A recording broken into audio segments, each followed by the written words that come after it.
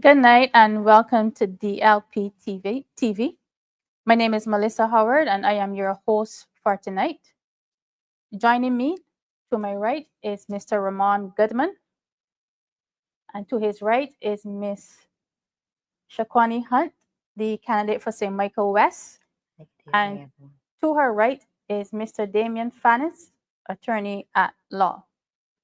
Our topic for tonight is Barbadians worldwide. Your country needs you. Speak up. We recently had a small delegation from the Democratic Labour Party visiting the United States. They first went to Connecticut and then they went on to New York.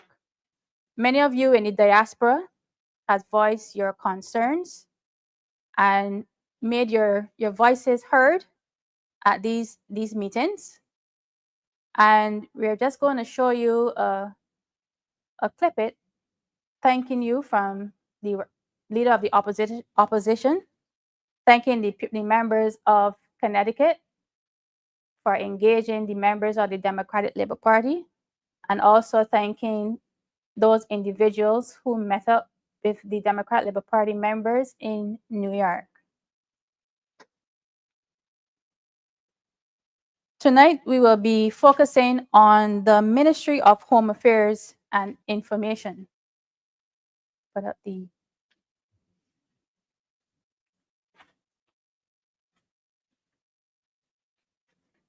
So we'll be focusing on the strategic goals for this ministry.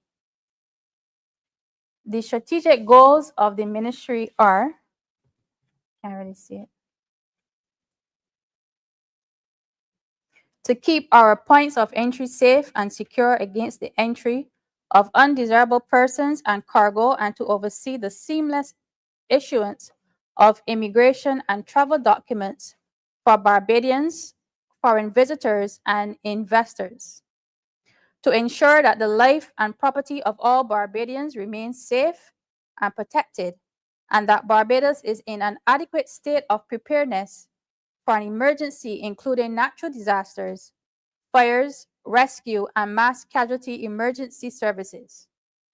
To work towards a drug-free Barbados by strengthening the services of the NCSA and other partners to implement targeted preventative drug education programs, and to ensure the active engagement of the community in rehabilitation of substance abusers.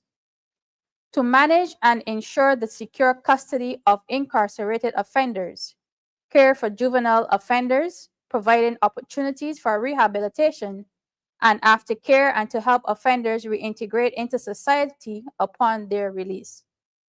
And the final strategic goal is to provide Barbadians with high-quality communications through an efficient, affordable, reliable, and secure postal service, which meets universal standards and conventions, and to inform, educate, and engage the public regarding the business of government using traditional and new media platforms to ensure the widest reach to all groups of society. So we move to the first strategic goal, and we can bring from this to keep our points of entry safe and secure against the entry of undesirable persons and cargo. So my first question, do you feel safe in Barbados? No. Damien? Well, not anymore, because I guess at one point in time, days gone by, you would have taken care in knowing that you're not supposed to travel to certain places or you're going to go so late. Now it seems like you have to be cognizant now of what goes on around you even during the daytime. Mm-hmm. So now that element of safety, where that there were certain things that you told yourself are not going to happen in broad day, like are happening in broad day, carjackings, robberies. Especially when my heart goes out to that older gentleman who was robbed up Belmont Road, Mm-hmm. right in front of individuals who were just traveling probably to work or taking their children to school, and it hurt my heart to hear him crying out for help. And these are things that you didn't see happening before. Yeah. So now safety in a sense has been brought into question, especially now that really and truly there has been a failure in regards to providing protection for Barbadian people. Ramon. Yeah. I think that the crime has become more widespread. In days gone by, there was actual isolated incidents of crime. Now it's spread through the whole country. Right? I remember the other day I was at a party and a balloon popped, and I could tell you, no, I was scampering. You thought it was a gunshot? You know, yes, of course. Yeah. You know, so it's much. You know, the ease is not there as it used to be, unfortunately, and we got to put it back as soon as possible. But no, definitely not safe at all. Definitely not. And I said one of the major issues you could have pinpointed where certain acts of crime would have occurred, but no, you can't. It's all over Barbados in a serious way. Yes. Yeah. All right, we mentioned crime. This strategic goal mentioned the point of entries. So we're going to discuss how the guns, how the drugs, how the ammunitions are getting into the country. What's going on at our port of entries, Damien? I think that really and truly there has been this lots of this attitude in regards to how we police our ports of entry. I remember that there was some time back a certain police commissioner had said that, listen, I believe that where the ammunition and the guns are finding their way to Barbados is truly ports of entry. And he got significant pushback from individuals who have basically no stake in, how should I say, law enforcement or whatever the likes is. So we have a problem where that individuals, experts are coming out and telling you this is where the problem is. And those experts are getting pushed back from individuals because they feel as if because maybe they feel that it might offend certain persons who might be members of a certain particular institution or what's not, that they should come and tell the police how to do their job. So yes, I believe him when I say that there is a failure at our ports of entry. Because then how are you going to explain how these guns are coming into Barbados? They're not manufactured here. And No, they're they're certainly not manufactured in tinted cars. not. So definitely there has to be added scrutiny placed on our ports of entry so that we can determine how, who, and what are the methods they're using to get the guns past the ports. Shaquani. I would have mentioned, I want to touch on the first point because I didn't get to speak on that. Where I come from is a relatively safe neighborhood. We're like so community oriented. And recently it hit home for me in my neighborhood where we encountered masked men coming through the gap while we were outside I was outside, I was inside, but I was up. And they walked down the gap masked. It was scary, it was unsettling, and it was very surprising because we're not accustomed to anything like that. With the encounter, everyone was so shocked. They weren't driving, but they were walking. And as they walked down the gap, they turned towards my house, walked towards my family because they were outside liming, and everybody just stopped. Everybody stopped moving, everybody stopped talking, and they just looked. When they left and turned away, they said that, my family said that it wasn't like they were looking to rob you. It was like they were looking in your faces, like they were looking for somebody, almost like hunting. That's the example that they used. It was so unsettling. They never thought anything like that would happen. I never thought anything like that would happen. Where I usually park my car is kind of secluded, and I stopped parking my car there. I told myself, like, I don't want to be in a position where I'm there by myself and you don't know, because when you're in your car, it's tinted. So you may be cautious. You don't know where people are lurking. You don't know about the grass and stuff like that. It is so different. Even like that happened, say that happened one day, the next day, the people who were right in the front, they didn't sleep home. They didn't sleep home consecutively for days because for them it was scary.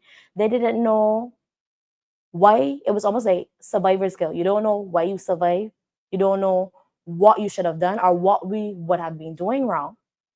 But it's not like we called the crime. We didn't say that we asked persons to come out there. They were just being honest, harmless, and just being home. So for me, I don't feel like Barbados is safe because it can happen to anybody. It can happen anywhere. And this shows you that even though you feel like your neighborhood is safe and people aren't involved in crime or criminal activity, it only takes one person to walk into your neighborhood. And again, they weren't even driving. So imagine if it was like a vehicle, how much more dangerous it could be. And we have so many children who are always outside, always playing. And in our minds, we're like, suppose a child get hit. What will we do? What should we do? You said there were masked men. Did you see any weapons, any guns, No, any I knives? wasn't there. Oh. They didn't see any weapons. But again, you don't know. How do you know if a person is carrying a weapon? They were not trained to know. They were civilians in a situation where holding your breath is the best thing you can possibly do, and hope, pray to God that the face they're looking for in the crowd isn't yours or isn't next to you. Because we've seen it over and over. These masked men, these attackers attacking people, not shooting straight, so many stray bullets. Is like they're playing miss or hit or something like that. It is a very different ball game. And people want to know how to stay safe. What can we do? I remember the government tackling this in the need just to do more. Do more how? How am I supposed to do more to this? What am I supposed to do? Should I wear a different shirt? Should I not go outside? Should our family or our friends not lane? Should we not play dominoes anymore? What should we do? Should we not eat outside? Because at this point, you're not even safe in your house. I remember seeing the door online getting cut in. And it was, you imagine you lock your door and somebody cut through your house with a chainsaw. So the reality is that the government is blaming us. But how can we prepare ourselves from chainsaws, from people walking into a neighborhood or driving into a neighborhood? How do you prepare for that? I am a DLP candidate and I cannot prepare for that. If I was in that situation, if I was there outside, I don't even know what I would have done. Because there's nothing that can prepare you for what happened to them. Like, it's nothing that can prepare you for what they're going through constantly now. Every single statement that is a running joke in my house. Let me go and say before the masked man get me. We literally saying that as a joke, but it's not funny. It is funny, not funny, as the young people will say. You don't know what to do with the statement. You don't even know how to process it. And a lot of people, when we have cameras, people are like, you should utilize your cameras, submit it to the police officers. But some people, when they check their cameras, it was uploading. I mean, it was updating, so it didn't record. Some people, they don't have the right angle. So in our position, even if they were caught on camera, they're masked. So what do we submit? What do we use the video for? How do we utilize it? I saw the minister speaking about she knew so many of the men who were killed. And when I heard that statement, I was like, what does that have to do with the people who were one shot and the people who were doing the shooting? That is not a down-to-earth play, because it is a possibility we could have known the masked men, but if they pulled a gun on us, I would not want to know them. In that position, we did not want to know them. We did not ask for this. And I know many Barbadians are facing the same fight that we're facing, that we faced at home. At home, before, crime was something that you would hear about. Now crime is something that every single Barbadian, including children, know about. We've had too many children shot. We've had too many children shoot at, and we had too many children shooters. 3 clear points I know made, and no government, no minister has came up with a plan to currently address it, and it's getting worse and worse and worse.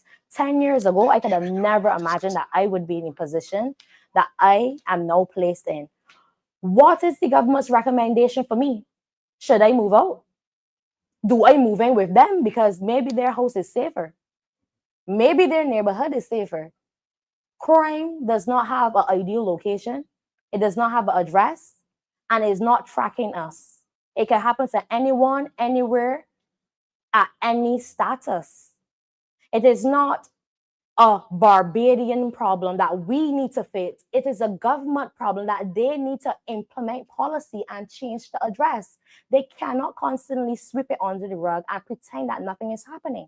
something is happening and you are hearing the reports from the public and you need to start listening and creating an action plan to address it.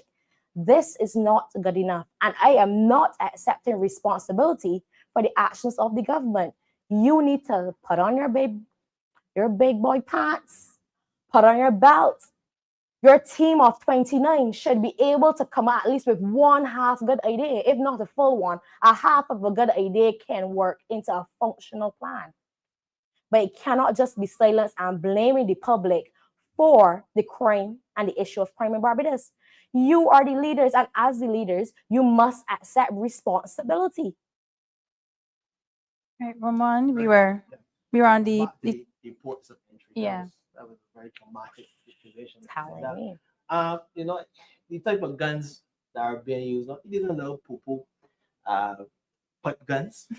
These guns, they have scopes, big guns, you know, automatic weapons. You know what? For sure, if they were putt guns, they say, well, they were made here. But these are coming through our ports of entry. There's no doubt about it. You know, and we know that we believe too. You know, there are other people involved that we need to talk about at some point in time. You know, because these are the people, the higher ups and so forth. And there are a lot of connections in our port where our port entry is concerned. Must be at this stage. It's been happening too often and for too long. No doubt about it. They're not being here. So definitely the ports of entry. That is a problem. That is a problem. Oh, Damien, this question is for you.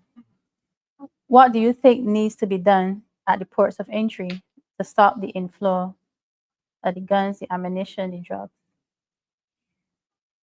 Well, I think we need to update our surveillance systems for sure. That is point one. I think that added training needs to be given to our personnel, our ports of entry personnel, to, in a sense, recognize where someone might be. There might be physical tells in regards to how when they bring through, I guess, basic goods that they may be hiding inside of their luggage or what's not. But also too, I think that we need to update our equipment in regards to scanners, probably even employ police dogs that know to sniff, recognize weapon systems, those sort of things. And in a sense, listen to the stakeholders. Listen to the individuals who are on the ground who are telling you, well, listen, I believe that there's a problem here because I might be an attorney at law and I might have an idea, but I'm not, what should I say, an immigration expert. I'm not a Customs officer. Customs officer, someone who experiences this every single day and tell you, well, listen, I think that this is a lapse and this is a weakness, and we need to develop policy and protocol to ensure that there aren't any what should I say, leakage of any contraband that comes through our port of entry. So basically, I would put that at number one. Listen to our stakeholders, listen to those individuals involved, listen to our personnel, and get them to formulate what we could probably put as an action plan, and then going forward, implement more policies as we assess, so that we can cover any gray areas or any lapses in regards to or any loopholes, and then go from there. All right. Our political leader, he's always mentioning solutions when it comes to crime.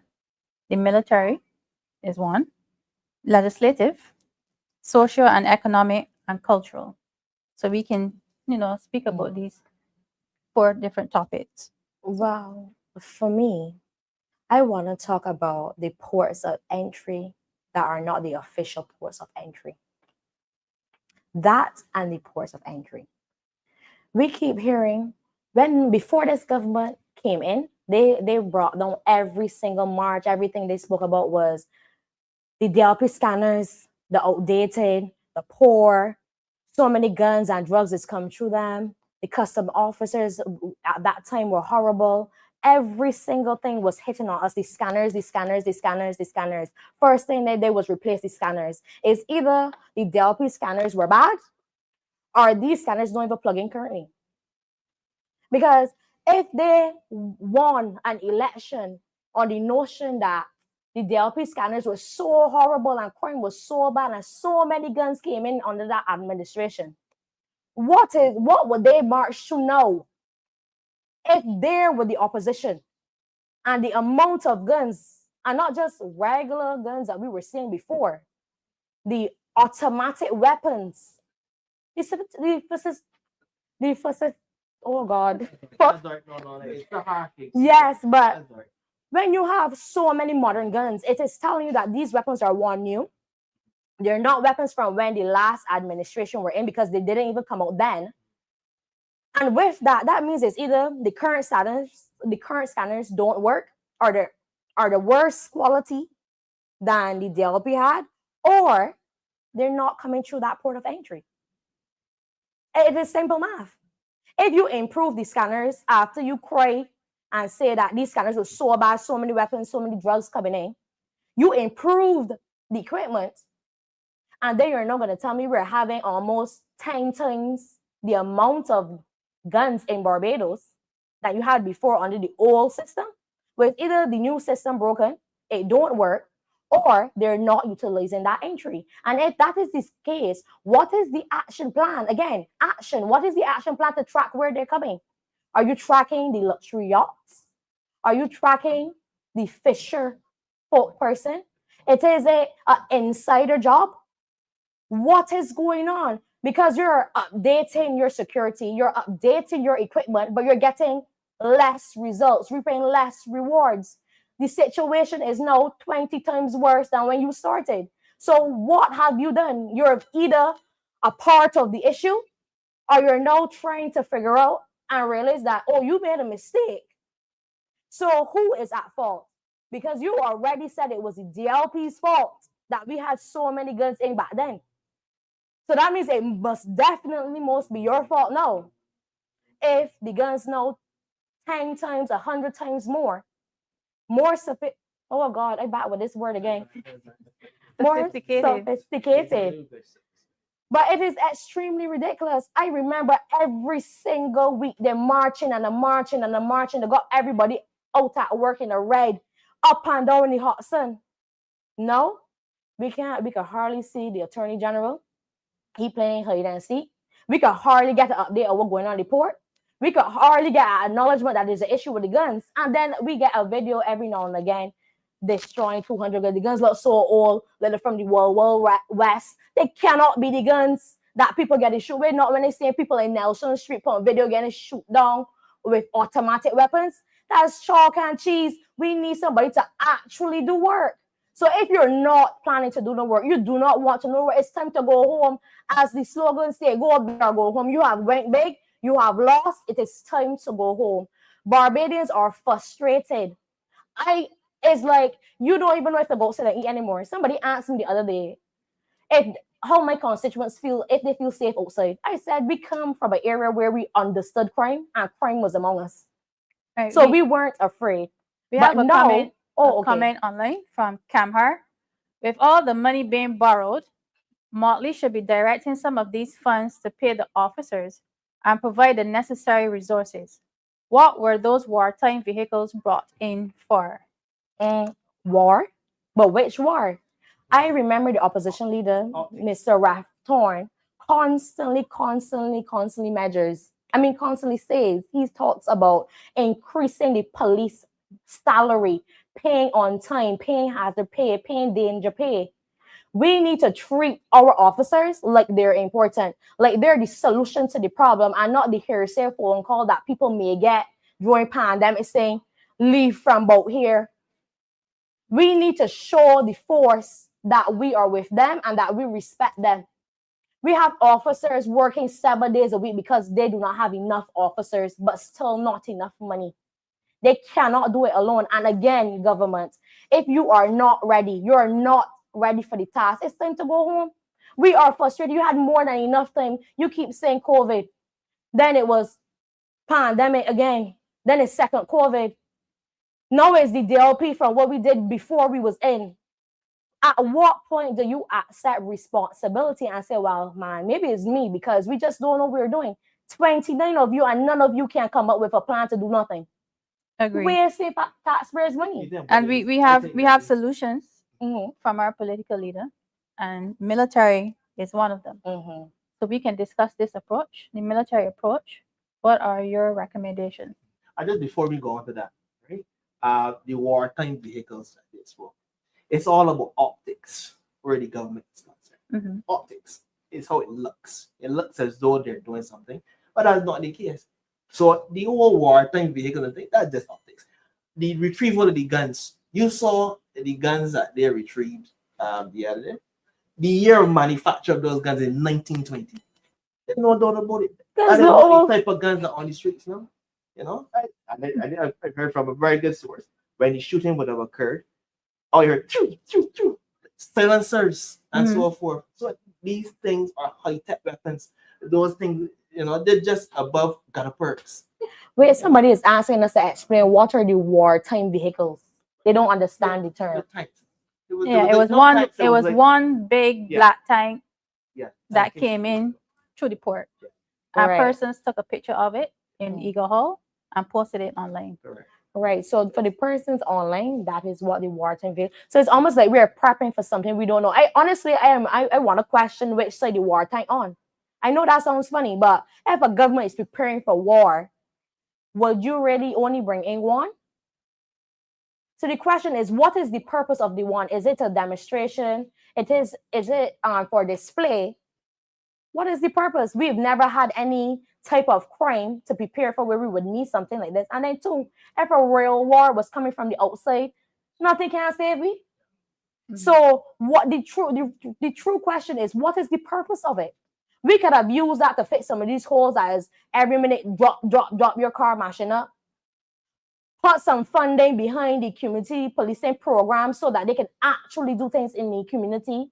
Put their program back in the school so we can address the drug issues, so we can address the mollies in the primary schools. We got real problems and you playing with taxpayers' money. You laughing in our face. And then you're going to turn around and tell us, think this, you think too dark. And imagine every single government official vehicle got think. So it's only their vehicles that they think don't affect crime. It doesn't make sense. At every single corner, Barbadians are being backed into paying more taxes for something. At this point, we're going to be paying taxes to breathe air. And I think we taxed out. Right, Damien, we're going to move on to you. The military approach. Military. So, in regards to the military approach, I have seen situations where that they use the military for patrols. So, in a sense, we probably could supplement those officers who they're finding the staffing issue in regards to getting more police on the road, supplement them with military personnel. Whereas that you can probably say have one or two police personnel with probably two other military personnel, and they do the patrols along Barbados roads and what's not. Because I know it was something that used to happen. I'm not sure because I actually don't really see it that much. No, I saw it quite pick back up recently when they were like stopping individuals and doing random searches. Yeah, dude. Stopping people from think. I know comrade, one of our comrades when she was on everything, it was a bank holiday. One of the other vehicles that was driving in front of her. I remember she called in, she was coming to this meeting. She said, "You believe my friend just got pulled over because of her tent?" And it wasn't approved yet. They couldn't charge her, but they're testing you. They're testing your patience and seeing how you're responding because they're looking for money, you know. They don't want to lock up people. They want people to pay, but they can't make us pay yet, but they're still stopping you for things. How they stopping people for things? One of the other solutions were the legislative anti-gang legislation. This has been something the political leader has been calling for quite some time. You're a lawyer. What are your thoughts? Well, my question is well, in regards to the anti-gang legislation, yes, it's something that is needed. Right? So my question is how are we going to utilize it? Because I think in the United States, they have the RICO laws, right? The racketeering. I can't remember the exact acronym at the point in time, but it deals with racketeering. Now, in terms of racketeering, though, it is something that you have a criminal organization, and if you happen to get one individual who you can get them on the hook for something that they did, you can bring down the entire organization itself, right? So I want the anti-gang legislation to move something like that, where that if you are someone who is part of a criminal enterprise and you receive your orders from the top, Once you receive that order, you take on the entire organization because all of them are working in unison to achieve the criminal organization's goal. So when you say anti-gang legislation, I don't want to be a something word that says that, okay, certain amount of individuals can't gather and do this or do that. I want it to be a situation where that if individuals are caught and you can prove that they're part of the criminal organization and that we're now trying to, I guess, implement the wiretap laws. Once you have evidence that it is a criminal conspiracy, then you take down the entire organization and it works like that, basically. Are we going back to our topic for tonight? We're looking at the strategic goals for this ministry. And under the first one, they also mentioned to oversee the seamless issuance of immigration and travel documents for Barbadians, foreign visitors, and investors. I recall the incident where it was alleged that the Nigerians were coming to Barbados, having babies, and were paying to get passports. I think you must have a guard guarding the guards. Somebody must guard the guard, right? And I think there's too many linkages. I think there must be separation of powers in these organizations, you know, and more unbiased authority. You know, I think it's too close knit, and I think too many connections are being established. And one of the ways, you know, separate, you know, especially the big chiefs, you know, separate yourself from certain activity as much as possible, right? And that's one of the challenges we have: connections. There was a comment on the screen that questioned the adequate amount of guidance counselors and social workers in the school. I keep talking about this and they keep not listening, and I think I'm going to talk about it again. There is not enough. There is no reason why 4 primary schools are sharing one guidance counselor where they have so many issues in schools. Yep, 4 to 1. And it was like that for too long. You're trying to tell me, can't you create a program with the University of the West Indies where you have something in place that you filter more students towards being guidance counselors? Where they do their masters, they get something, they go into automatic job, like how the student revolving loan does it with the AI program and the cybersecurity program. You can do something like that. If you know you need more social workers and more psychologists in schools, put an incentive on it. You would see that your numbers will increase and you will get turned over faster. You can start to put those social workers and student psychologists as the assistants in primary schools, instead of just taking a person and training them. Take people trained already and training to become professionals, put them in positions, let them help you change it from the inside. They constantly say that the DLP do not give solutions. Tonight we're giving solutions. This is solution 1. Put an incentive on the program and you will increase numbers. You can't say from the time you come in to know how many social workers into the field have you increased the salaries in these fields, because you know you need them. People you need, you pay well. I don't know why you cannot get this. If you're going to say that we only pay consultants, well, make them consultants then. If that is the story you need to sell, if that is the story you need to sell yourself to sleep comfortably at night, please give them some consultancies so that we can start to save this generation. And I'm saying save this generation because we have mollies in primary schools. We're not going to we haven't reached theirs yet. All right, but Damien, why is it so easy that something as viable as our passport, why is it so easy that it can go for sale? Well, this is what I'm going to say. I think that is what we see this administration do. They tend to leverage valuable assets of this country to get investment, like the land on gems, like our passport. You understand? So when they say they want Barbados to punch above its weight. So then you make these deals with other nations and say, oh, we'll come to Barbados. not putting any systems or protocols of protection in place in regards to those individuals who might exploit it.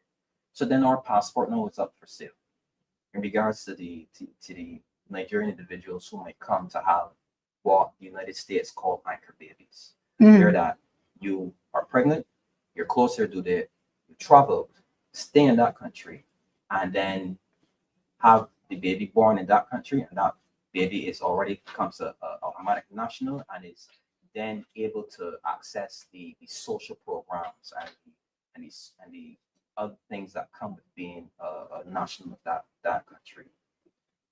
And I think that in regards to when you're making those types of, I guess, gestures to make deals with other countries, you have to kind of think before you grab at whatever it is that you think that you're trying to benefit from. Because then if you're going to leverage those assets have to be protected. But then no, when you put things in place where that people can just easily access them, exploit them, then you cheapen it. Because who's to say now that somebody gets a Barbadian passport, has access to the 166 countries that passport allows you to get access to, travels to one of those countries and commits a crime in that particular country on our passport. That's the sort of scrutiny you do not want to bring back to the nation. So I question this administration's forethought when they want to make all of these international deals and say that Barbados is punching above its weight without putting systems and protocol in place to protect our assets. Well, it should be noted that it's the value of our passport. With a Barbados passport, you don't need a visa to travel to many different countries. We normally travel visa-free to many places. So that's the value. And I can just go back to my friends here, Damien. We love to try to punch above our without thinking how we can start and putting proper systems in place. It's all, and I can repeat it, it's all about optics, how it looks, and it's all about how it looks to the international countries as well. So that was a very good point. And that is the challenge, Home drums. Be first. All right, Get it right here first.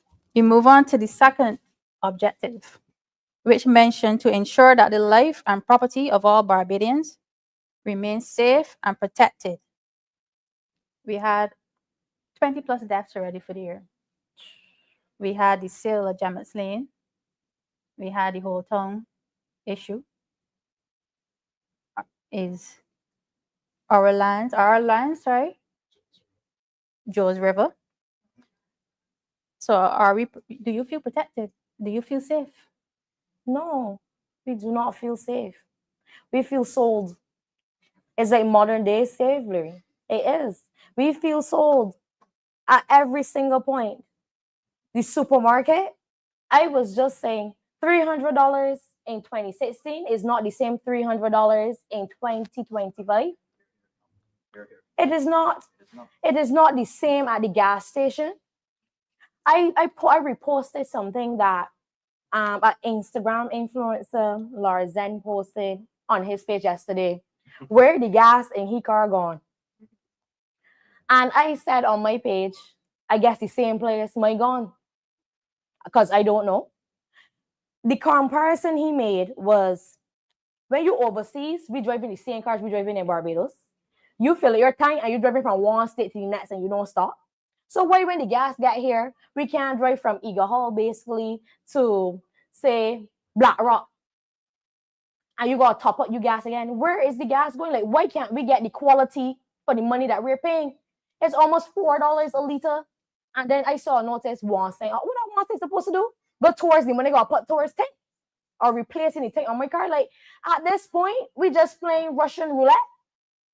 And whatever happens, happens. And they're not thinking through these plans.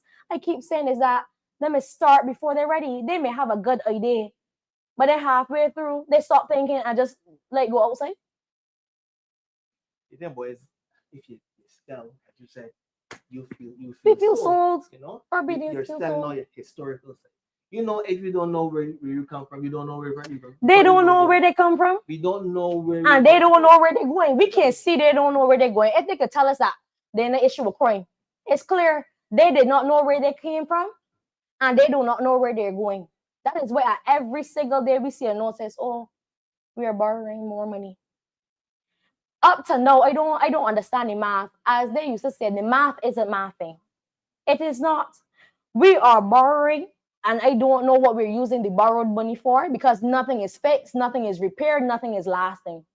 So it's like we are playing. It's like, you know what they say, you buying something counterfeit or not genuine.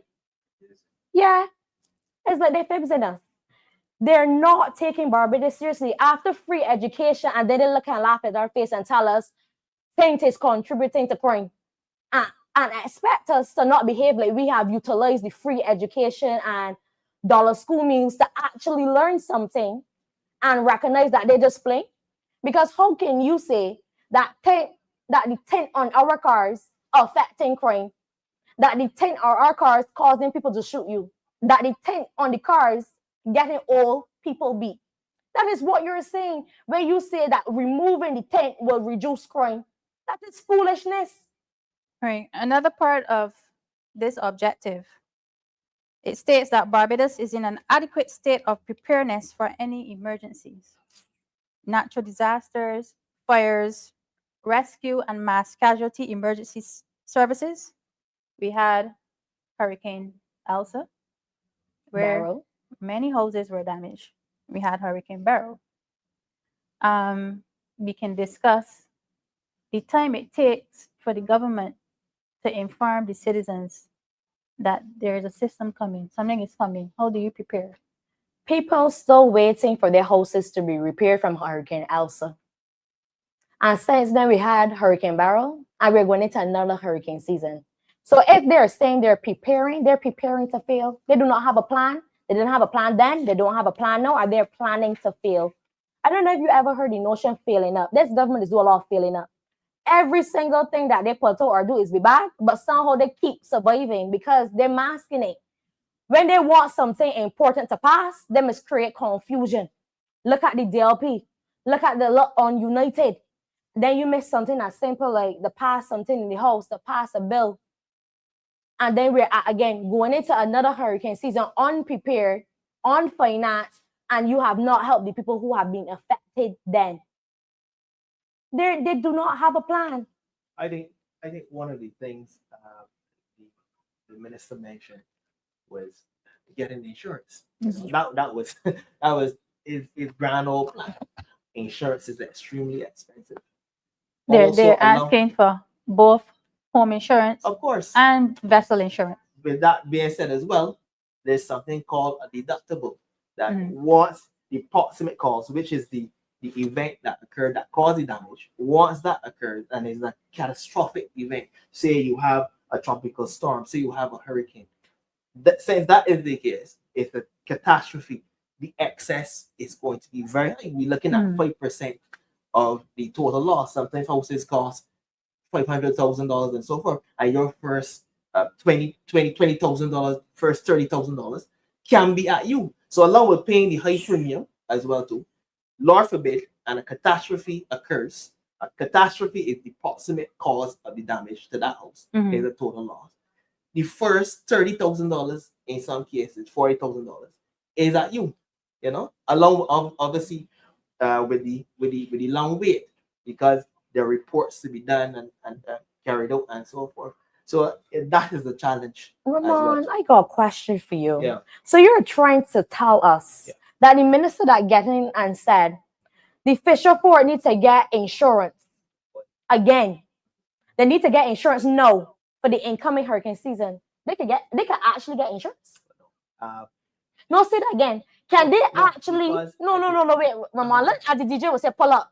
Say it so that the Barbadians can hear you. Can the fisher forts that all of them lost all the boats, they get new boats, can they actually insure their boats now again? Let me interject here a minute.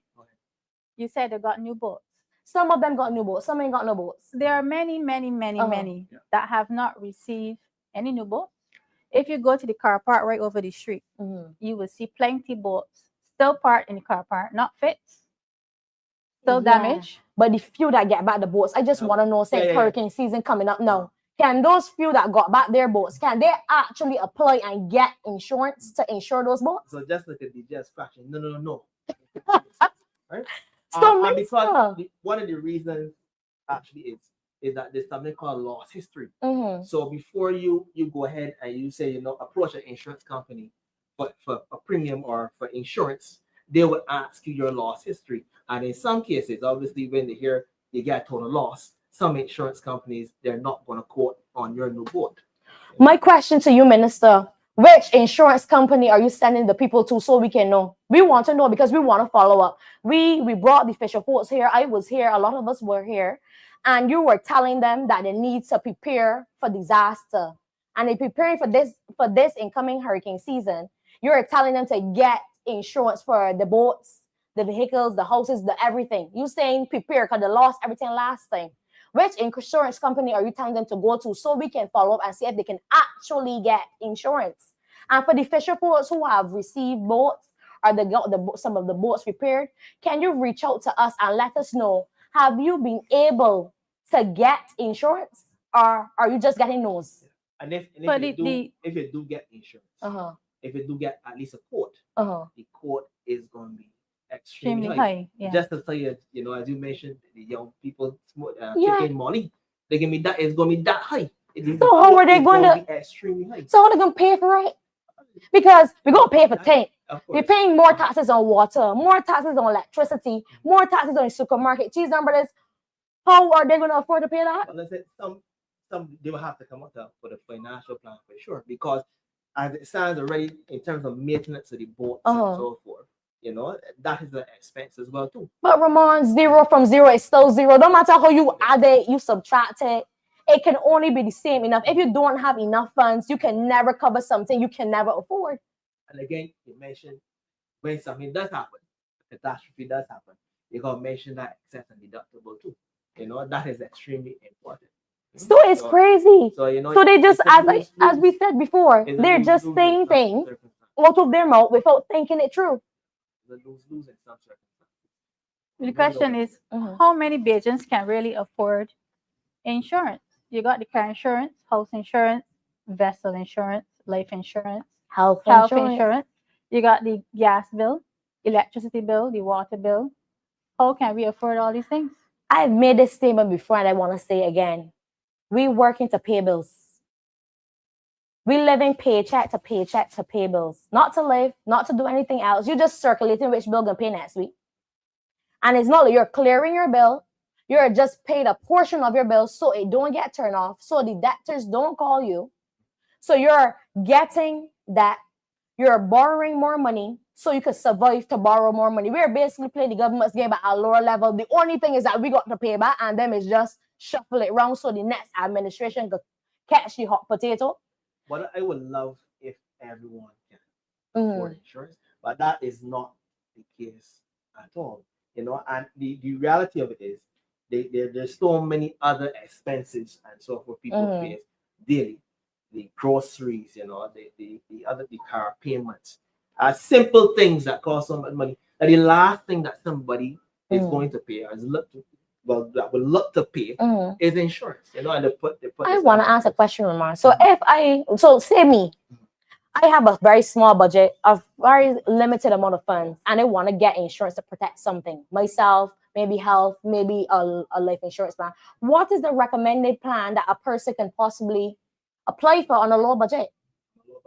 There's some plans what you consider low that's relative. Low, like the $300, roughly what people make. There's something every day. Where life insurance is concerned, where health insurance is concerned. In terms of marine insurance and house insurance. Wow. But that's another topic. They can't get it. But what I will say is that if you could, our financial advisor here, reach out to him and find out what kind of packages you can have to protect yourself. Because at this day where you go up to the hospital is lying on the floor, rotating on the floor. I saw someone posted online this week that the B9 ward did not have any chairs at all. And when asked where the chairs were, They said, unfortunately, this department does not have any furniture at this time, so she had to sit on the bag. So if you're going to say that you need insurance, I guess it's going to be health insurance that you will need because you need to pay. I think the challenge will be there. And a lot of people, they have everything else going on, and insurance is not going to be top of their priority. It should be, but it's going to be extremely difficult because of the high rates where marine is concerned, and in some cases, house insurance. All right, we're going to move on to objective number 3, which mentions to work towards a drug-free Barbados. Right now, we're seeing an increase in drug usage among children, an increase among adults as well. So how are we going to obtain this drug-free Barbados? Damien. Well, I think that they need to update their schedules in regards to the drugs. That's for sure. Update. Their scheduling in regards to the drugs. They need to, because there are a lot of new designer drugs that are coming onto the market, and it's hard to keep up. From what I understand, though, Molly's here, and meth was here for a while, right? So you need to now reconcile it with what you want to do in regards to the marijuana initiative that you had implemented. Because if you're saying that you want to protect individuals from increased drug use, what are those drugs that you want to protect them from? Because it's one thing to, I guess, incentivize one industry and to basically criminalize another. These ministries need to have some form of co-agency in their message going out and their what you would say their strategic goals. So if you're saying that yes, certain drugs are basically criminalized, you need to put that message up. You need to let people know what those drugs are, what drugs are now finding themselves onto the Barbadian market, and what people are being exposed to. And at the same time, if you're going to, in a sense, decriminalize another scheduled drug, you need to make sure that that particular drug has the protocols and the systems, the monitoring systems in place where that those drugs don't fall into the hands of younger individuals, impressionable individuals, people who suffer from mental health, and so on. What I would like to see, though, is that some consistency from this administration, right? What are the drugs you're speaking of? Not just drugs. What are those drugs? And what are the in a sense drugs that have been decriminalized now that you are saying that is part of our economy that is supposed to bring in money through taxes? Yeah. But the strategic goal is to have a drug-free Barbados. Right. So everywhere that we go, when you walk down the street, you see somebody smoking. You go to a party, people are smoking. They're not just smoking, but like you said, they're using the pills, doing the mollies, etc. So in one breath, you're saying you want to get rid of the drugs, but your actions are saying something different. You're actually promoting the increase of drug usage. Right. So you basically see from this administration, they say they use these terms and they're not properly defined. Right? They're not in a sense scheduled or classed so that individuals can be aware of what is on the market now, what is dangerous. Because there are some people who would tell you that, oh, ecstasy, that's just a recreational drug. You get me? But ecstasy is a very dangerous drug. Yeah. And now we're finding that when you pop these pills are now being laced with fentanyl. Fentanyl is something that if it touches, like just that amount, if it touches you, you are dead. Yeah. You're dead. People are lacing these drugs with a lot of different chemicals and stuff that even if you take them for recreational use, you could find yourself having a very serious reaction.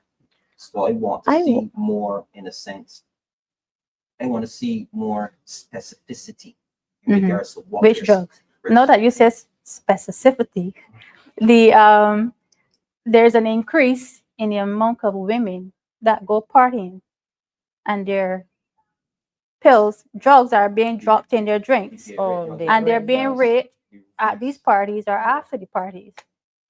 I want to jump in here.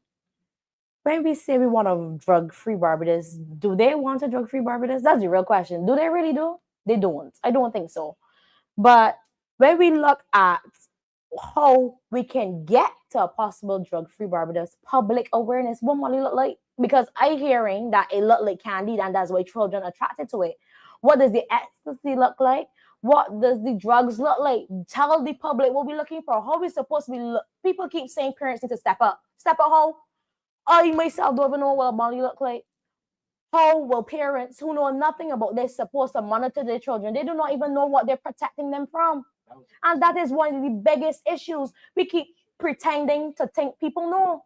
Stop playing around with people's lives and actually do your job. If you're going to say this is a public issue, show us what the issue is. Tell us how to be aware. Tell us what are the signs to know if people are becoming addicted and what we should be looking out for. There must be signs. There must be studies.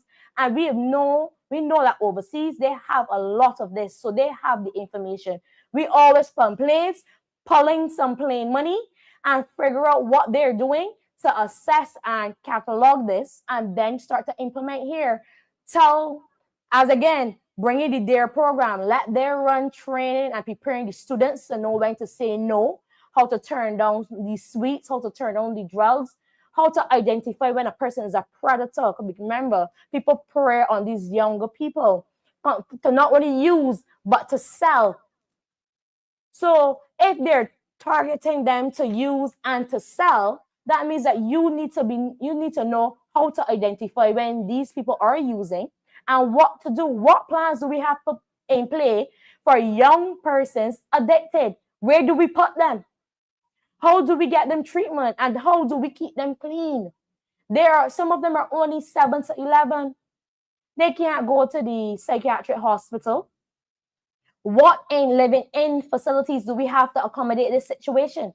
Are you going to send them to what was formerly known as the Barbados Youth Service? Because they don't sleeping anymore. I remember before, the first 6 to 4 weeks, you used to stay in so that you could get out of the environment.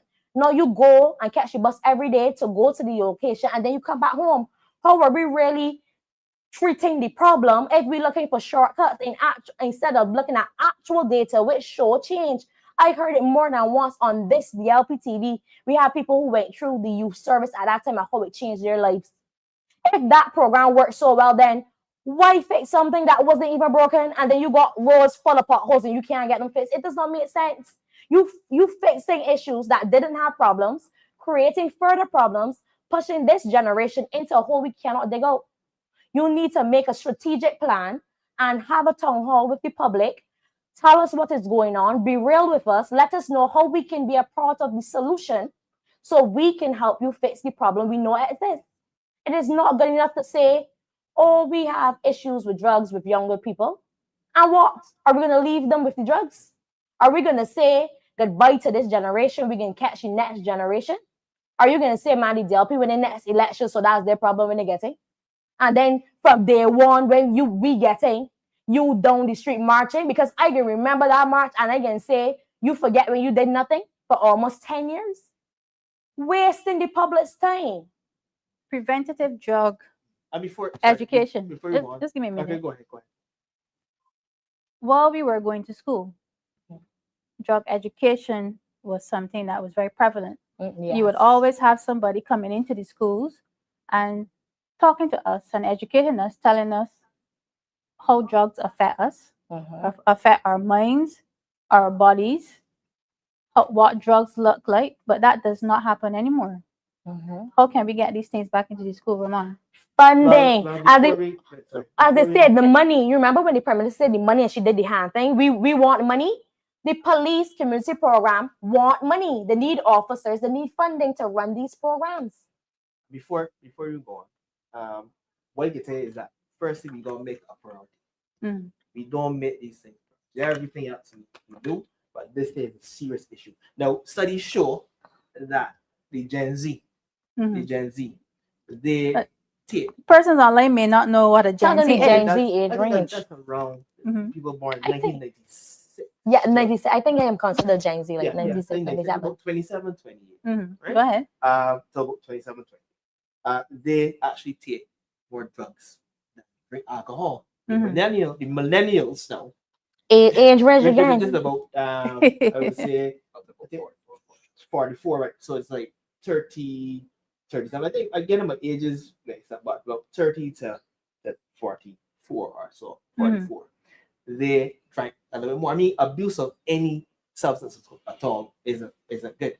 But you find that the younger generation they are taking the hard stuff in a serious. And We are. the brains now, obviously, they're actually forming, now really getting into the own, trying to figure out themselves and so forth. And we have this substance now corrupting the minds at a very earlier age than before. Would you say, could you give us a reason as to why we're using more drugs now? I think it's one, exposure, Mhm. and then two, some people, that's how some people help with their challenges and so forth. And the country is currently going through some serious challenges, and some people use Hardship. that. Some people, hardship, they thought challenges, but hardship, and some people use that as an outlet. Mhm. They use it as an outlet. They won't go to the alcohol. Some people won't go to the alcohol. They say that probably a little too soft, but these things take you to a higher height. So it's a better analysis to say that instead of pink causing crime, taxes causing crime. No, It has to be. So if you're saying that people smoking and drinking more because the hardship in Barbados, that means the taxes must be causing crime. It cannot be the tent. So with that, we need to reduce some taxes. Give people a breathe. Give people a break. Barbadians, we must put this online. Taxes causing crime, not tent. I think we gotta go back to, and we gotta talk about mental health as well too. Still taboo in 2023. Yeah. Still taboo. She mentioned the guidance counselors. Mhm. That is an avenue in which somebody could actually have a conversation, get it out of their system instead of going obviously and popping it. We have Damien, we have an increase in the amount of homes that are being damaged by drug use. Mostly men using drugs. They don't know how to interact with their children anymore. They don't know how to interact with their wives. Some of them are aggressive. And it leads to the home being shattered. So, what I would say in regards to that, yes, I find that as generations come and go, you find that these new younger generations are becoming more liberal, more libertarian in their use of a lot of things, especially now with in the increase of access to social media.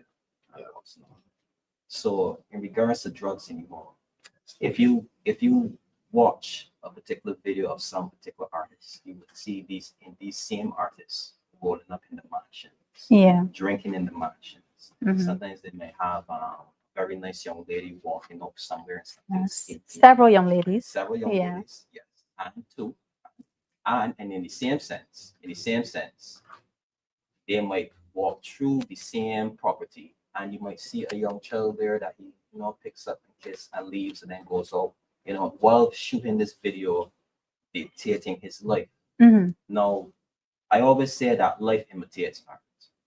And I find that we have individuals who incorporate these lifestyles into their thinking and into their behaviors in a sense of like reverse social learning.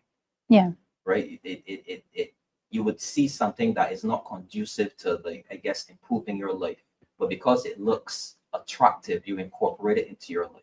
So then when you see these things and you actually act it out in the home, you're imprinting onto those individuals inside the home behaviors that they might go in themselves when they grow up. They act out themselves. Yeah. So then people have to understand too that when you engage in the use of certain drugs, there's this inebriation about it. There's this inebriation that comes with it. What we call the high.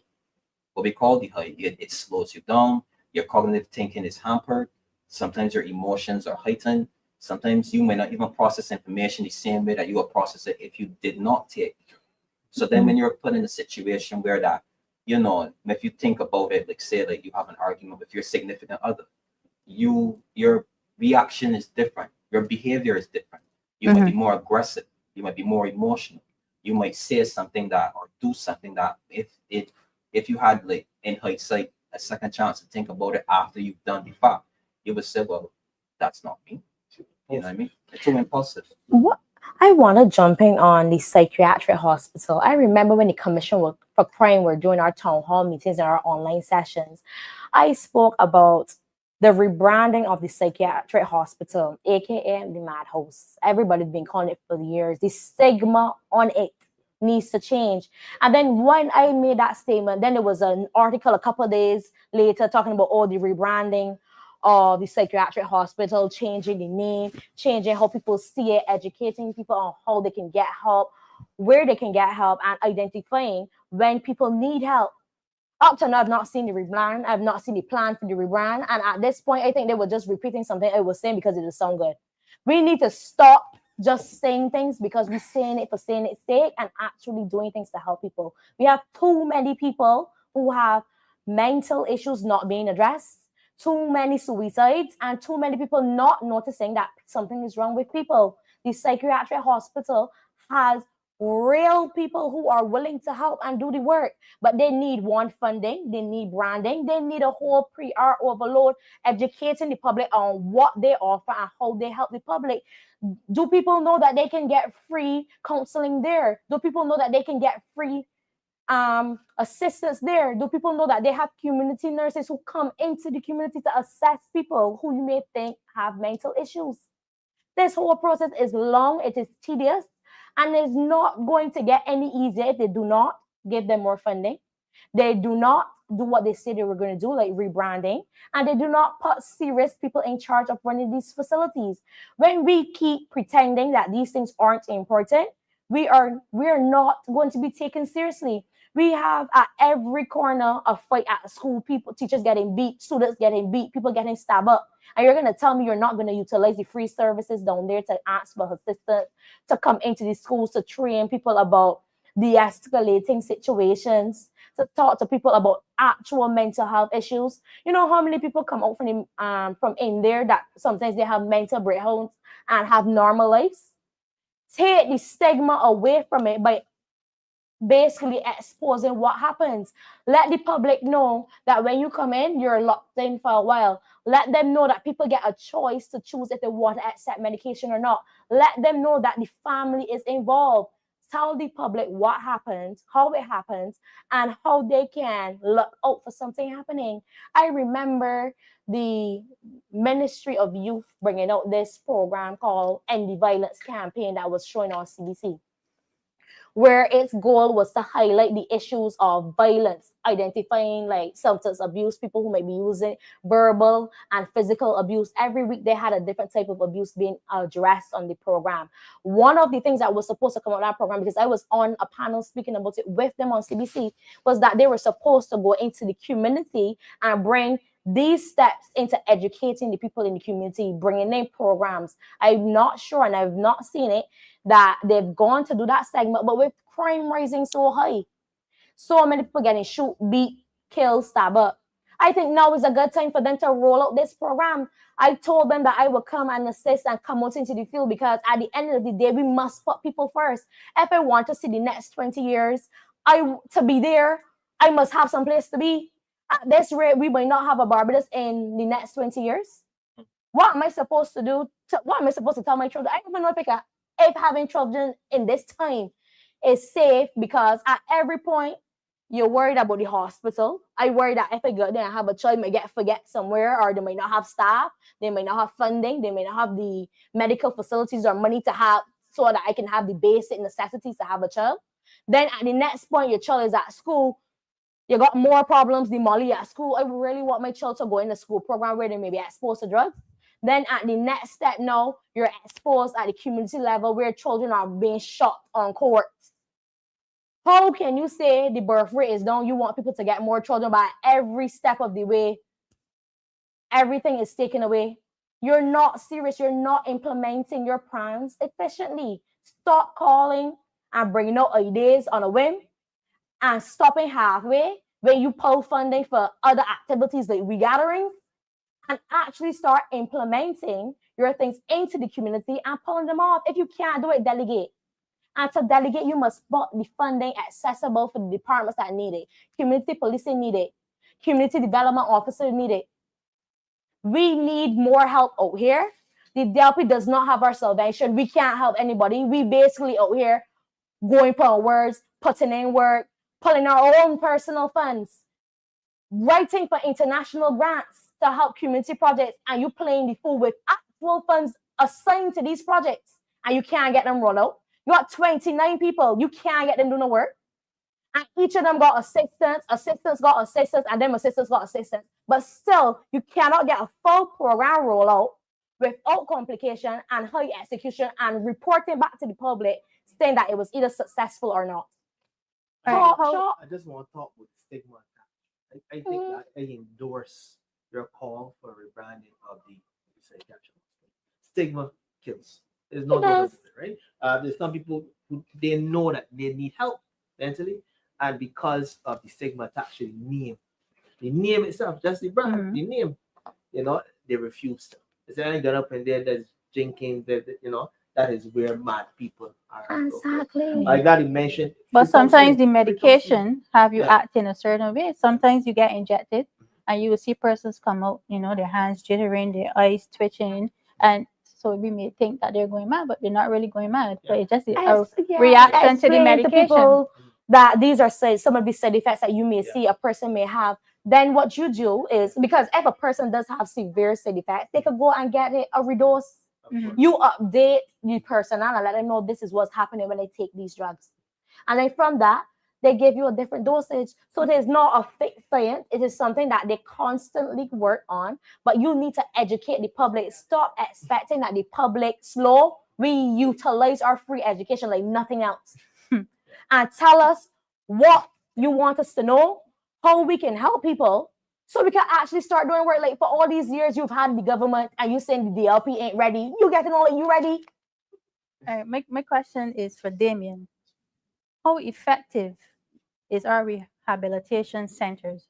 Have you heard of many success stories, people that have been on drugs and they have come out of it totally? Not a lot. Mm-hmm. I've not seen or really heard or can even point to much success when it comes to these programs. Because most of the time you can actually read of these instances in our local newspaper that where someone might have been incarcerated, they've been put on a drug program. When they get out, they relapse.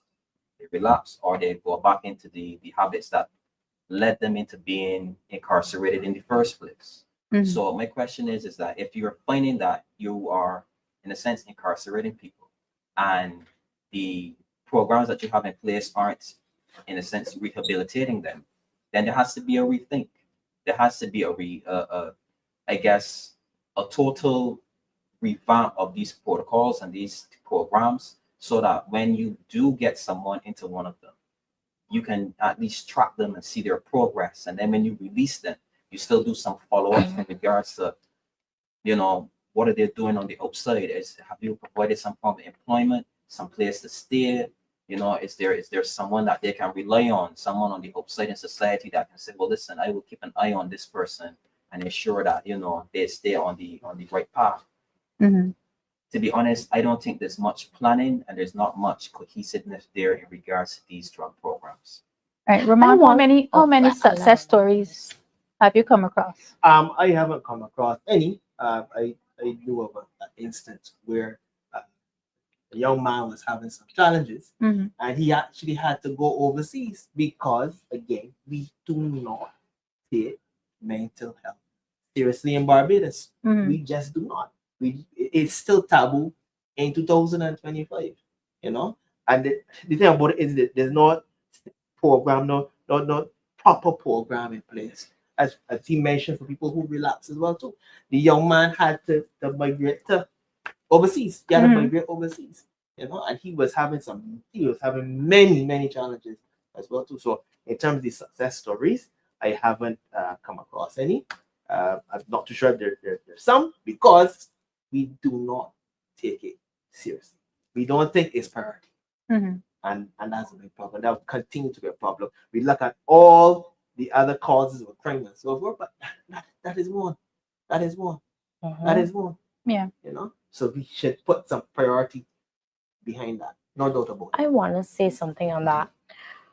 We always try to reinvent the wheel when other people have done it and had success stories. I don't know if a lot of people is familiar with Switzerland and how they run some of their prisons. They have one of the best outcome when you go into prison, people coming back into society.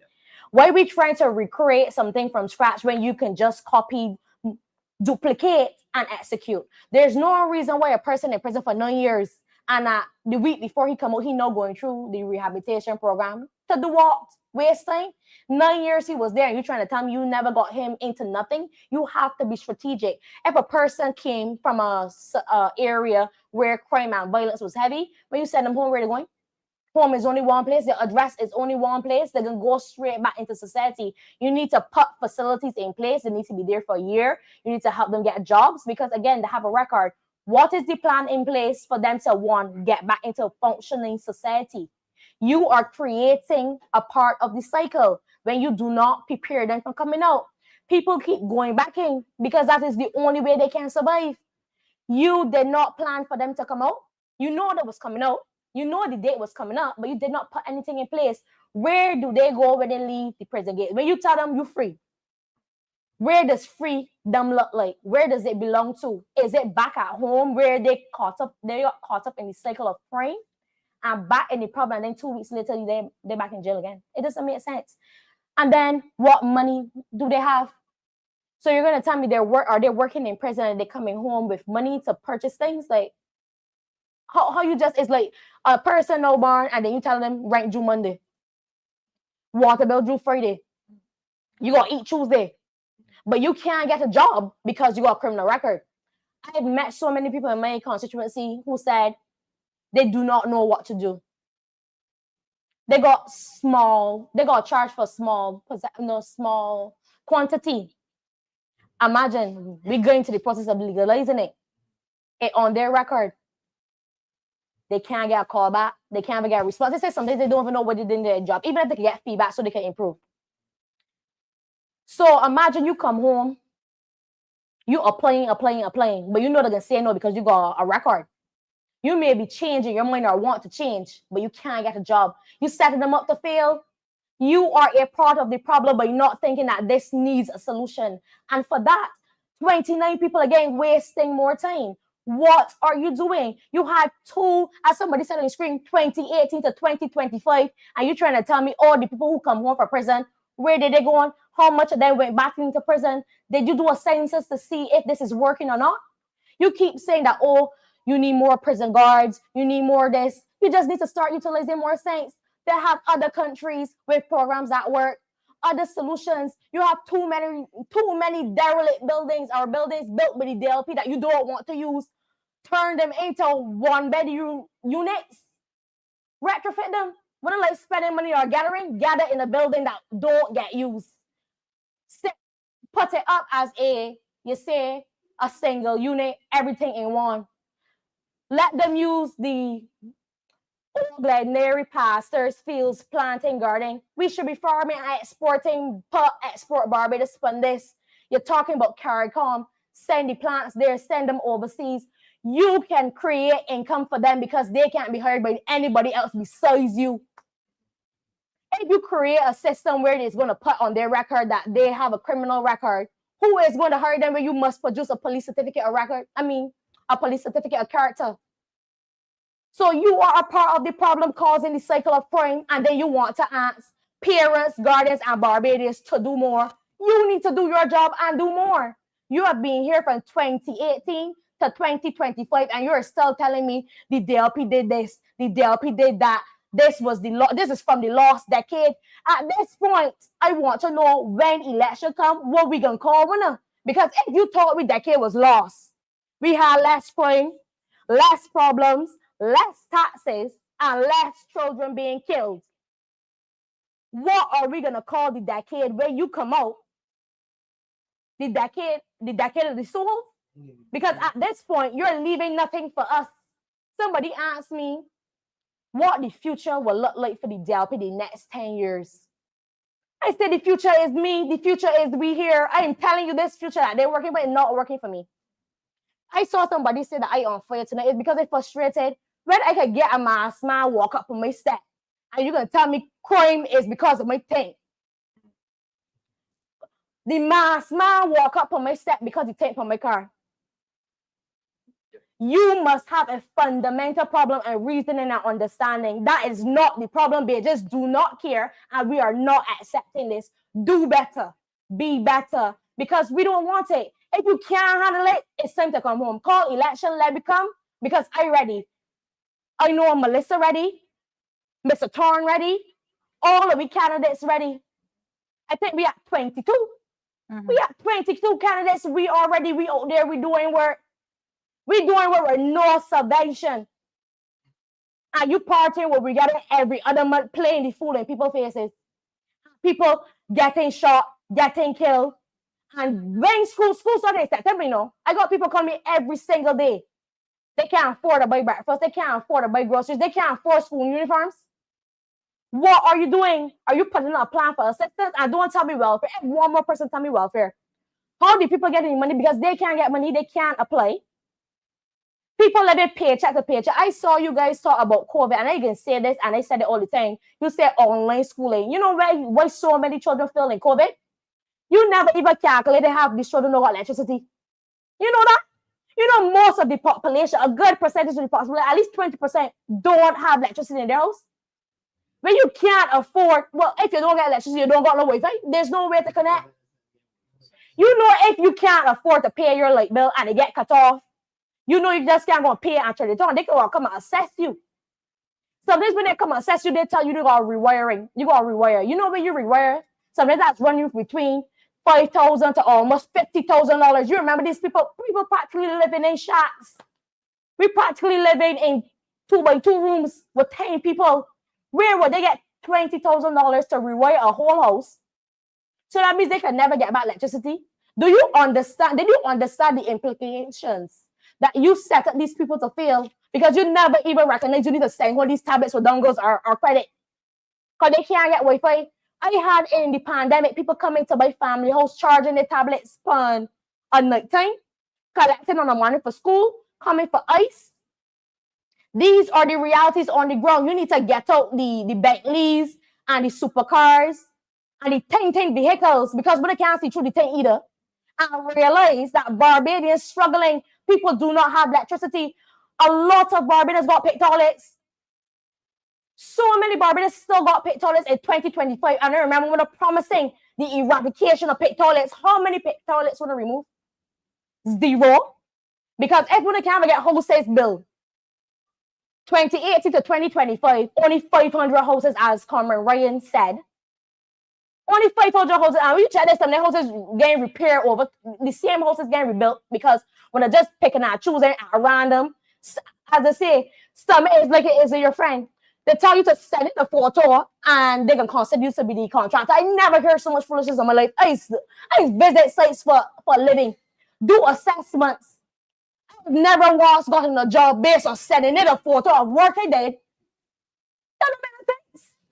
And then you could say, what was the biggest kicker for me is when they told us that they approved the whole Hopeless project, because I know Hopeless project for one budget. They don't know how it get approved, that the company that doing the slabs get more money. Nobody up to now can account for that. Nobody know nothing. It's like they're playing. You remember that movie where everybody had all blind birds, the blind box? I can't remember. Bird box. Where everybody in the movie walked around with the eyes blindfolded, and then you do the bells. It's like they're playing that with Barbados. This is not a game. When you look at us and laugh in our face and tell we want money. Cheese and Barbados want money too. All right, we want money too. We're going to move on to the next objective. So the objective number 4, it mentions to manage and ensure the secure custody of incarcerated offenders. Damien. Right. So, you gotta excuse me, right? Comrade Shaquani. You want player to me? Yeah. Because, you want player. I come from Instagram with the benches of the Bajans. We facts. We are facts. So when we speak about our prisoners, right? I can speak especially to the government industrial schools. Right. Let me speak about those young individuals who are probably put at Dodds or at Somerville or what's not. The thinking behind that is that once you take an individual from their parent, you basically suspended their care, custody, and control. right? As we call when you have a parent has a child, Mhm. when that is called care, custody, and control. So you then know taking that care, custody, and control onto yourself, Mhm. right? Which means that you have the duty of care. Mhm. It's basically saying that you have to be very, what should I say? You should take good care of these individuals once they're in your state and they're a ward of the state. And so then when you have individuals now who are complaining about the conditions at Mhm. some of these schools and some of the abuses that they are facing, that is an utter failure of the system itself. And then on top of that, when we talk about prisoners now who they might leave the prison compound to go and get some medical help, and they escape, or they escape from certain, I guess, police stations or Hospitals. hospitals, Yeah. or what's not. That too is also a failure. But Mhm. I heard the minister say that he heads the role basically. He's investigating and somebody has to be held accountable. Well, Harriet Truman, right, the 33rd president of the United States of America, had a saying, "The buck stops with me." Mhm. Basically saying that if there's a failure on my watch, it's not my subordinates, it is my fault. Mhm. So basically saying that I have to take responsibility for the ministry that, or the country, or the State Department, or basically whatever it is that I am in charge of, that my leadership filters down to those individuals who work under me. So to hear a minister say that, oh, those persons who are at fault need to be held responsible. That is you, sir. That is you. Agreed. You need to look in the mirror. You need to look in the mirror because these failures can only happen on your watch. And then I can't say that you're going to prevent everything that happens while you are in charge of your particular ministry. But we have this thing where that we are so reactive, Yeah. rather than put preventative measures in place. And then when something happens, there's no transparency. I'm still waiting to see the report about the young ladies that were complaining about the abuse they suffered at Somerville. Well, the report came back, but the minister refused to release the report to the public. So nobody knows So where's the transparency? what was found in this report. We all remember when the video came out with the young lady huddled up in a room naked and somebody recording her because she felt like the person who recorded her was a hero. If she never did, we would never know. There would be no investigation because they were probably doing that every day. Mhm. So this is just another thing under this minister's watch. Dropping the ball. And you know, when that happened, he had just done a site visit. They saying everything good. We want no problems.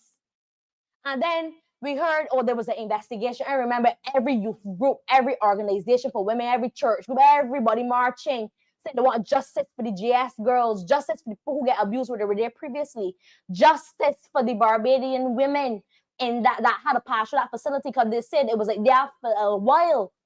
And you're telling me that when you produce the report, the least you could do was let us hear about it? It's like when we hear teens go missing, then we get their phones. They're just angry. Not angry that they're phone. We're angry because we want to know what happened. We are police. We naturally want to know what happened. So why is it so difficult for us to know what is going on in our own country? Why is this information not released? There's the government of hide and seek. They say that they're the government of transparency. That is not true.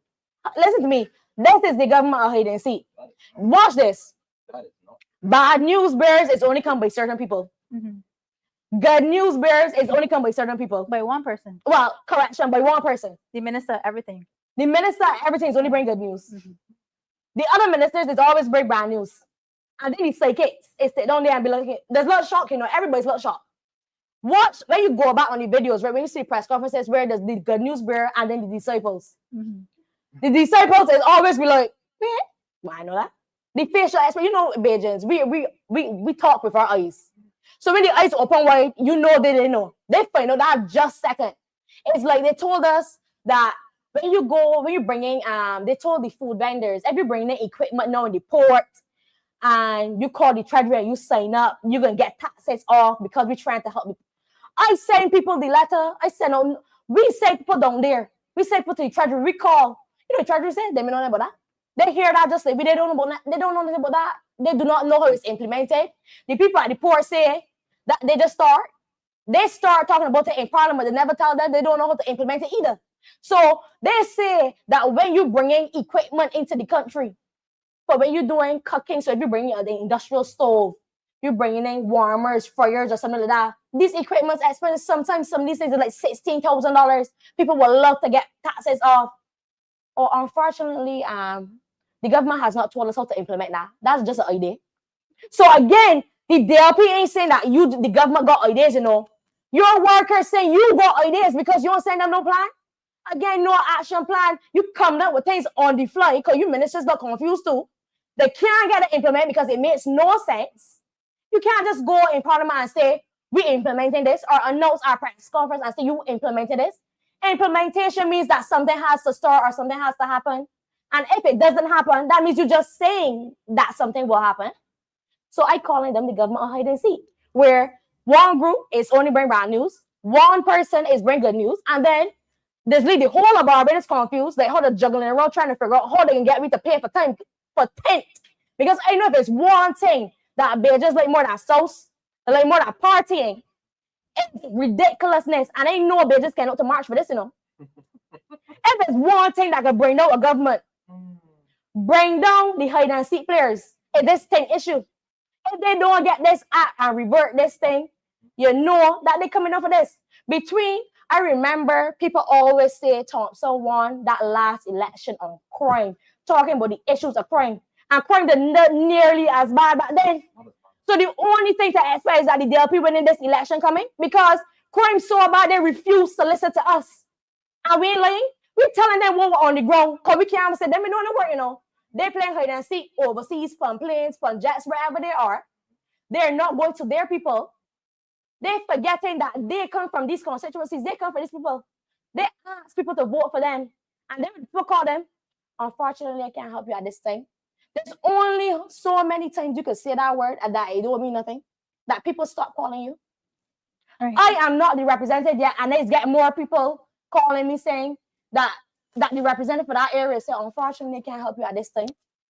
And he has the money.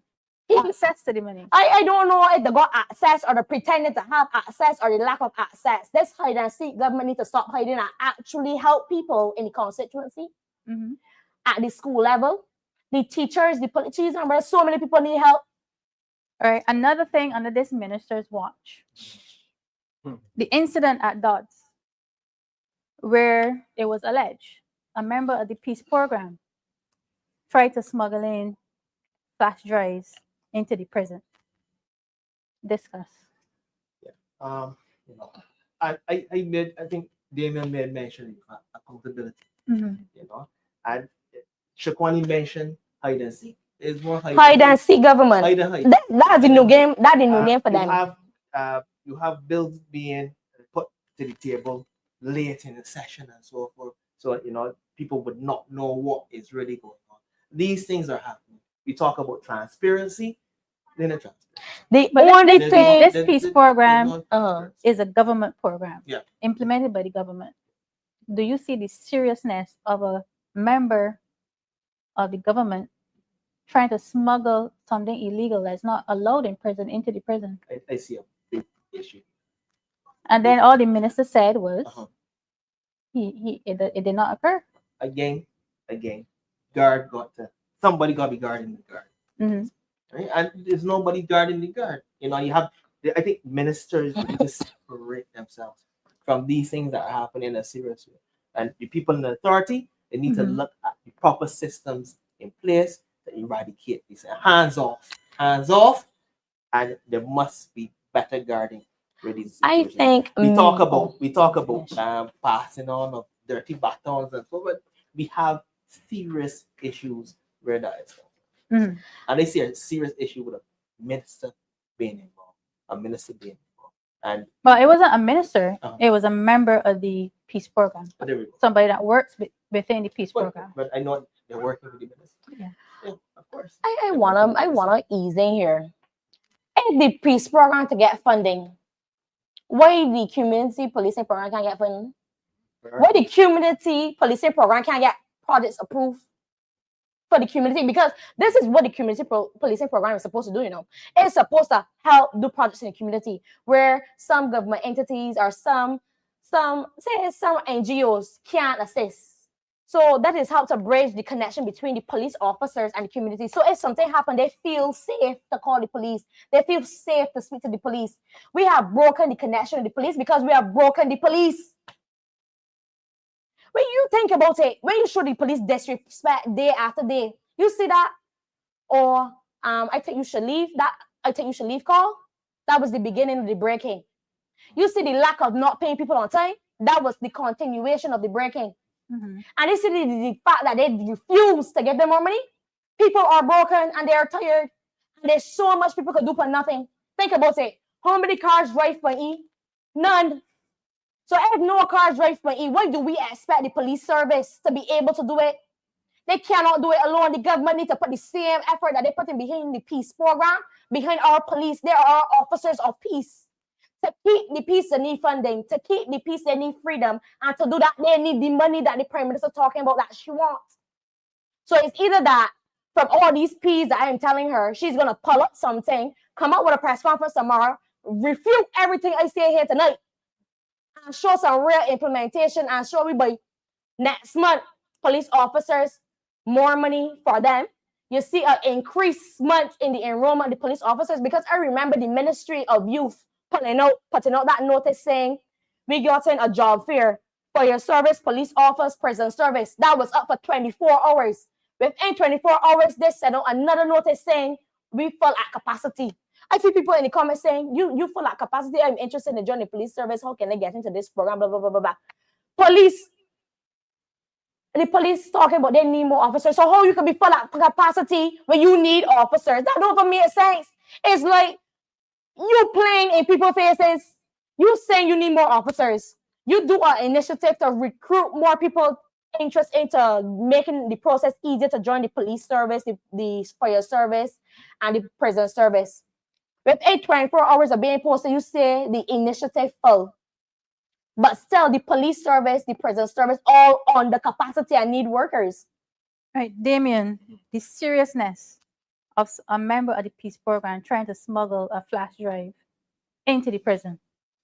I see. This is my thing, right? And I'm going to go back to our recently deceased comrade, Alvin Thompson. He spoke to me and he was telling me about the profile of someone who wants to be in government.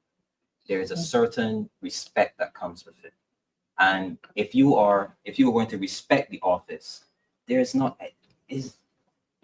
every individual you want to associate yourself with in regards to when you're putting your particular programs in place.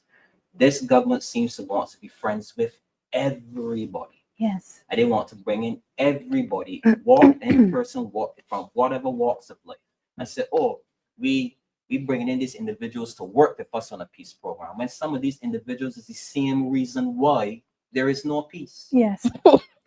Tell me why would you need to smuggle certain things into a prison for? The prisoners need flash drives for what? I want to know what was on the flash drive. You worry about the smuggling the flash drive.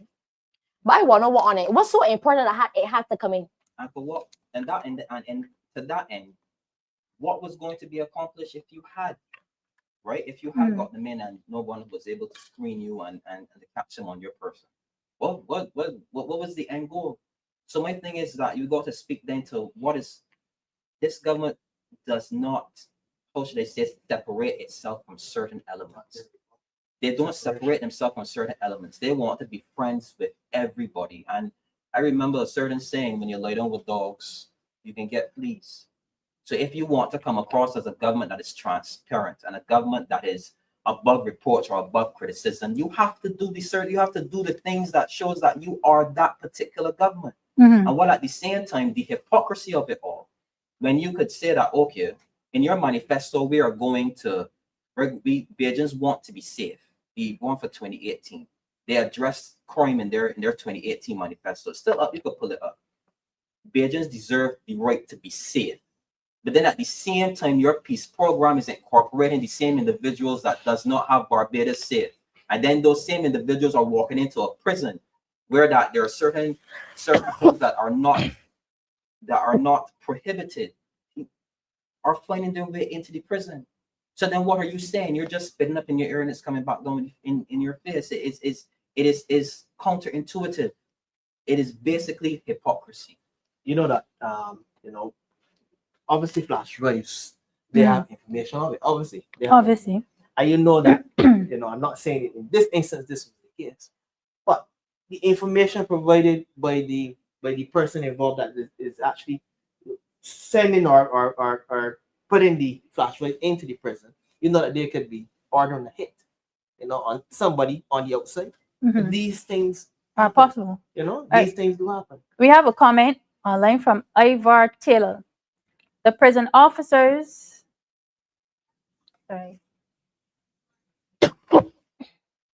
the prison officers are not being paid, so they are getting money from outside from the prisoners' families. Again, another minister dropping the ball. Well, what the same minister dropping multiple balls. At this point, is there going to be a reshuffle? You're asking for a reshuffle? I ain't asking for a reshuffle. I asking if they're okay with this. Why not ask for? Why ask for something they can see? It's either they can say, look, Cameron, Fanus keeps saying, let's go talk about transparency. They are as transparent as they think they're trying to get me to remove. Not transparent. They playing the fool. They are laughing in our faces, telling us to accept this foolishness and making it seem like it is okay. How many things they could do in Barbados without money? If they could have done it, they wouldn't be borrowing loans every single day. If they could do something with nothing, as the Bajans saying will go, they would not be borrowing so much money. So why are you expecting Barbadians who are not being paid to do something with nothing? How will they get to work? You are creating the crime. You are part of the issue. When you know that they had some nurses that wasn't paid for 6 months, imagine the government get no loan for 6 months. How they will function? No taxes for 6 months. Everybody just stop paying. How would they function? Put yourself in the people's shoes because you asked them to vote for you. You asked them to believe in you. You tell them you transfer, and then you gonna tell them, oh shoot, we holding you money when you talk out. Yeah. That is the saying. Give me the vote and watch you. We watching you here from DLPTV, so you doing bare foolishness. It's time to the bearers of the bad news, the bearers of the good news, the hide and seek players. It's time. We ready. I don't know. A lot of people know about Harry Potter. In the Harry Potter, there's got the thing, the seeker that is fine. If the DLP is ready, we are seeking Barbadians. We are seeking the vote. We ready to step in, and we are not like the new or the renewed education minister transform foolishness. They like names that don't make no sense, and they transforming nothing. Where they coming? Oh, I gonna need a few days to get up to date. If you coming into the education system and you need a few days to get up to date, you should not come. Every single day, school shut down, environmental problems, shooting, stabbing. You do not read the news? Are you not seeing the issues? Why do you need to? It's like Rihanna said, we learn it from the job. You fake it until you make it. You are not making it. You are not making it. It does not make sense. All right, another incident under this minister's watch. We've had some stories of prison officers having sexual intercourse with inmates. How is this happening in our prisons? Wow. Let me say, I think every Barbadian watched Breaking Bad. I feel so. In my generation, a lot of us watched not Breaking Bad or Prison Break. When the guy had the tattoos on his back. Everybody watched CSI. We've seen this on TV multiple. Every single movie, you've seen a situation like this. How after all this time, you talk about the last decade, we lose so many things. And up to now, you can't fix simple problems. You are creating the crime. And then you can say, oh, this prison officer should get sent home because he's involved in this situation and it's bad. But didn't you put him in this situation? You put him in this situation. You see not paying people being frustrated. I'm not saying this should happen. I'm saying it's happening because you are part of the problem. And if you pretend like it's not a part of you and you're not responsible, when you're the face of something, you get the blame. It doesn't matter if you got the minister of many ministries, you are the face of that ministry. And for right now, you have about 6 things you feel like. How many more things we need you to feel like to realize that you just feeling? But don't worry, there's more. There's more. You see? So if you have a prison guard having relations with a prison guard, they're supposed to have some level of authority. And if they're in bed with one another, no pun intended. There's going to be no other. The prison guard is going to have no authority over that person, and everything will be chaotic. No doubt about it. Everything is chaotic. So that's a big challenge that has been going on for a while. But we continue to sweep these things under the carpet. So this is the way I want to look at it from this perspective, because when you consider prison guards engaging in sexual intercourse with prisoners, right, you have to bring in the question of power, right? That power dynamic. Is this a situation where this person is saying, well, listen, I can help alleviate certain things that you're experiencing in prison? You understand me? If you then, in a sense, cooperate with me. So then basically it's gone from just having a sexual relationship to rape, or basically, in a sense, sexual assault. Or you're using that power to get a favor out of a prisoner because you are in charge. You are the one with the power. You're the one that they can make their life miserable. So in a sense, and if that is happening, that individual needs to be charged. That individual needs to lose their job, and that individual needs to go before the courts. And I think what we need to do is take responsibility. Say no. No, not we, Ramon. Clear up. Sorry. The government. Yes. Right? They need to take responsibility and stop sweeping things on the rest. Say, look, this is happening. We will address it. But again, it's about optics. How good things look. Because they have a status quo that they need to maintain from the time that they were criticizing the previous administration, right? They were saying we could do the job better. Give me the vote on Watchmen.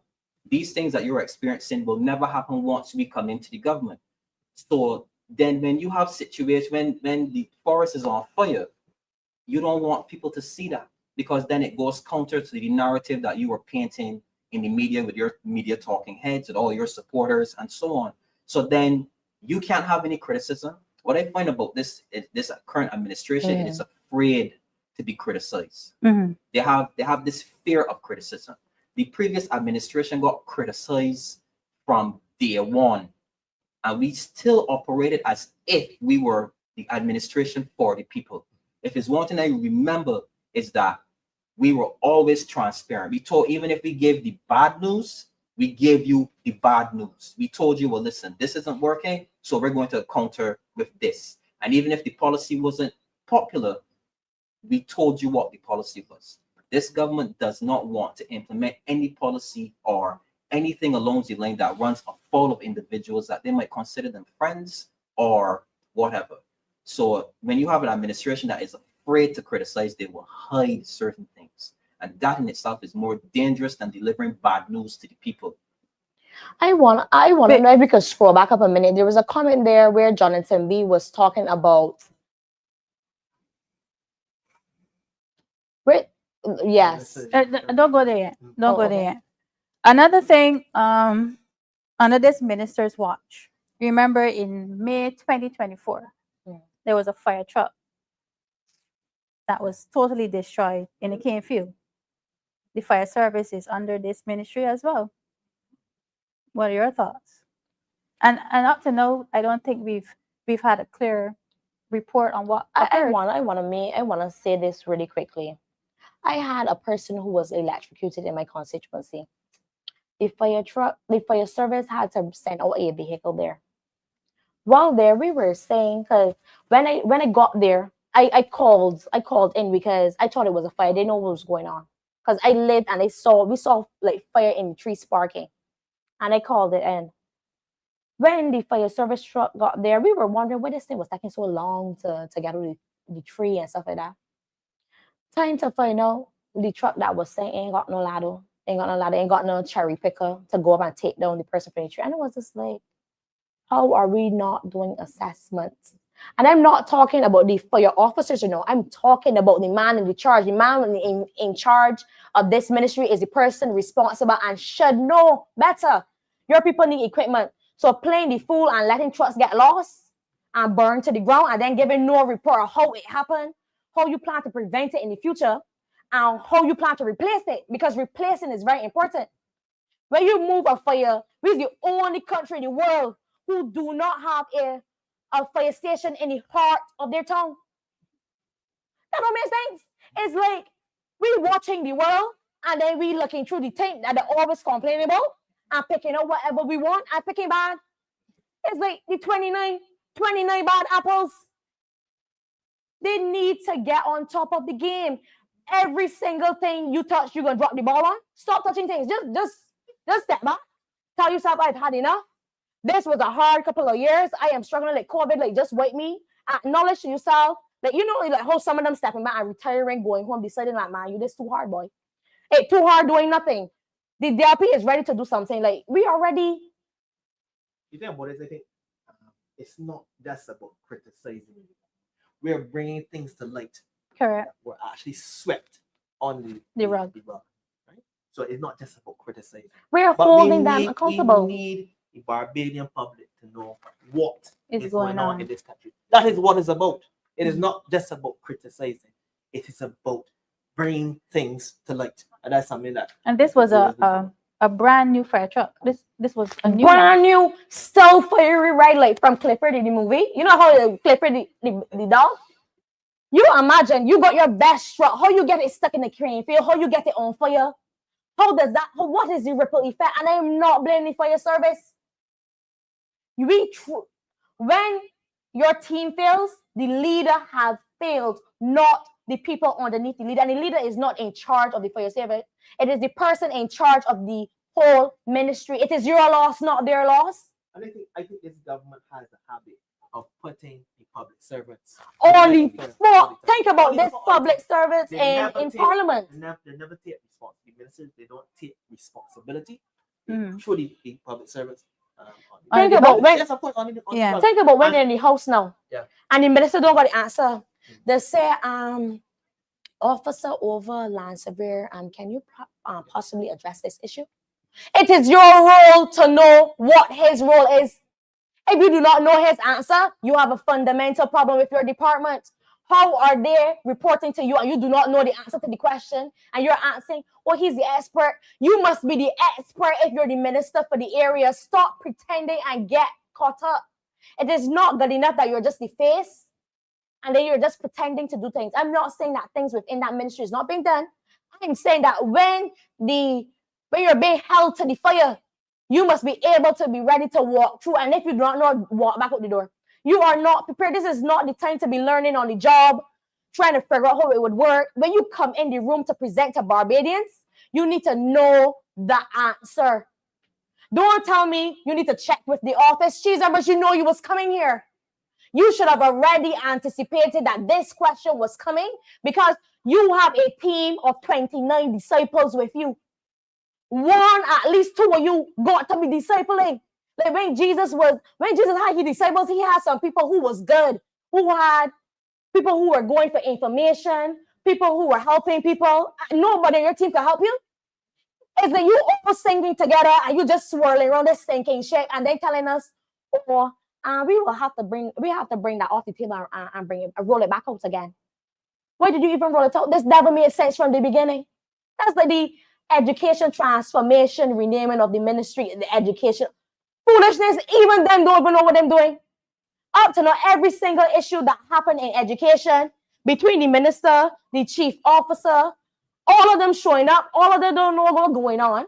And then every single one of them have something different to say on the same issue. At least pick up the phone and talk. WhatsApp is free. WhatsApp is free. Remember, the title of our topic is Barbadians Worldwide. I see Stephen Strickland said that there's a fire station in Port. I know there's one there. But that is too small. When most of the fires are in St. Michael and they're sending the engine from the pine that way they can't get on the road because I think people forget how heavily populated that road is. When the fire service truck coming out from there, they have to wait the traffic move, That is not an ideal location to have a big fire service trucks coming up from. I don't know. They're always talking about taking engineers to the site. At this point, I feel I should become an engineer because there's money like coming easier than the sites coming from these engineers. Who approved that site to be a fire service? When you think about the traffic that comes on that road, vehicles cannot get out easily. A fire service truck needs to be there on time. Time is of the essence. The time it takes to come from the plane, because they usually don't send the fire service truck from the port. Most of the time you see the truck coming down Weldy, coming down Government Hill, going to fires. And most of the time, when the fire trucks get on site, the house is down to the ground. If it was there, what part? The Empire Building, and one of them selling off everything because one of them just like selling things. All right. Another thing under this minister's watch, we had in June 2025, just last month, a prisoner escaped Central Police. We had another prisoner that escaped the hospital, and that happened on more than one occasion. How is it that time after time our prisoners are escaping custody? Well, firstly, I want to deal with how the matter was done, right? And that is, well, he's in charge of where communication is concerned. Yeah. And the first thing he came up with, he said, "It's got the road."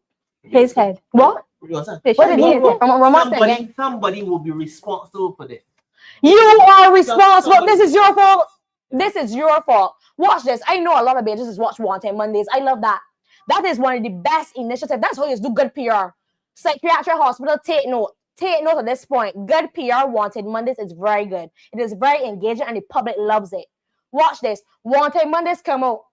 How the prisoner get into the hospital? Are they with just civilians? Because at this point, we thinking it would be civilians. There must be a separate section for prisoners when they come down. 2, shackles or no shackles. What is going on? How many officers were in the room? How many officers were down? And then this man get real far. Like, you did not have a plan to catch him. He get from the hospital, Belleville, get a vehicle, drive wherever he get, drop it off, and still run.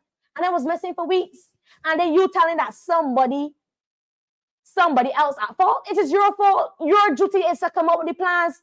Let them tell you how they usually do the system. And at this point, you should know how it works. And based on this, that so many prisoners walking out of police stations, that it is an example of the lack of resources the police officers and the prison officers got, the lack of bodies.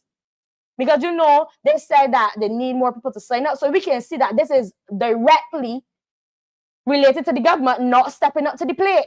If you had more officers there, if you hired more people, this wouldn't have happened.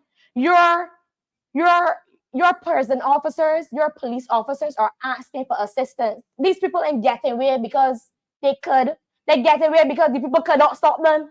Right, They Ramon? need more people.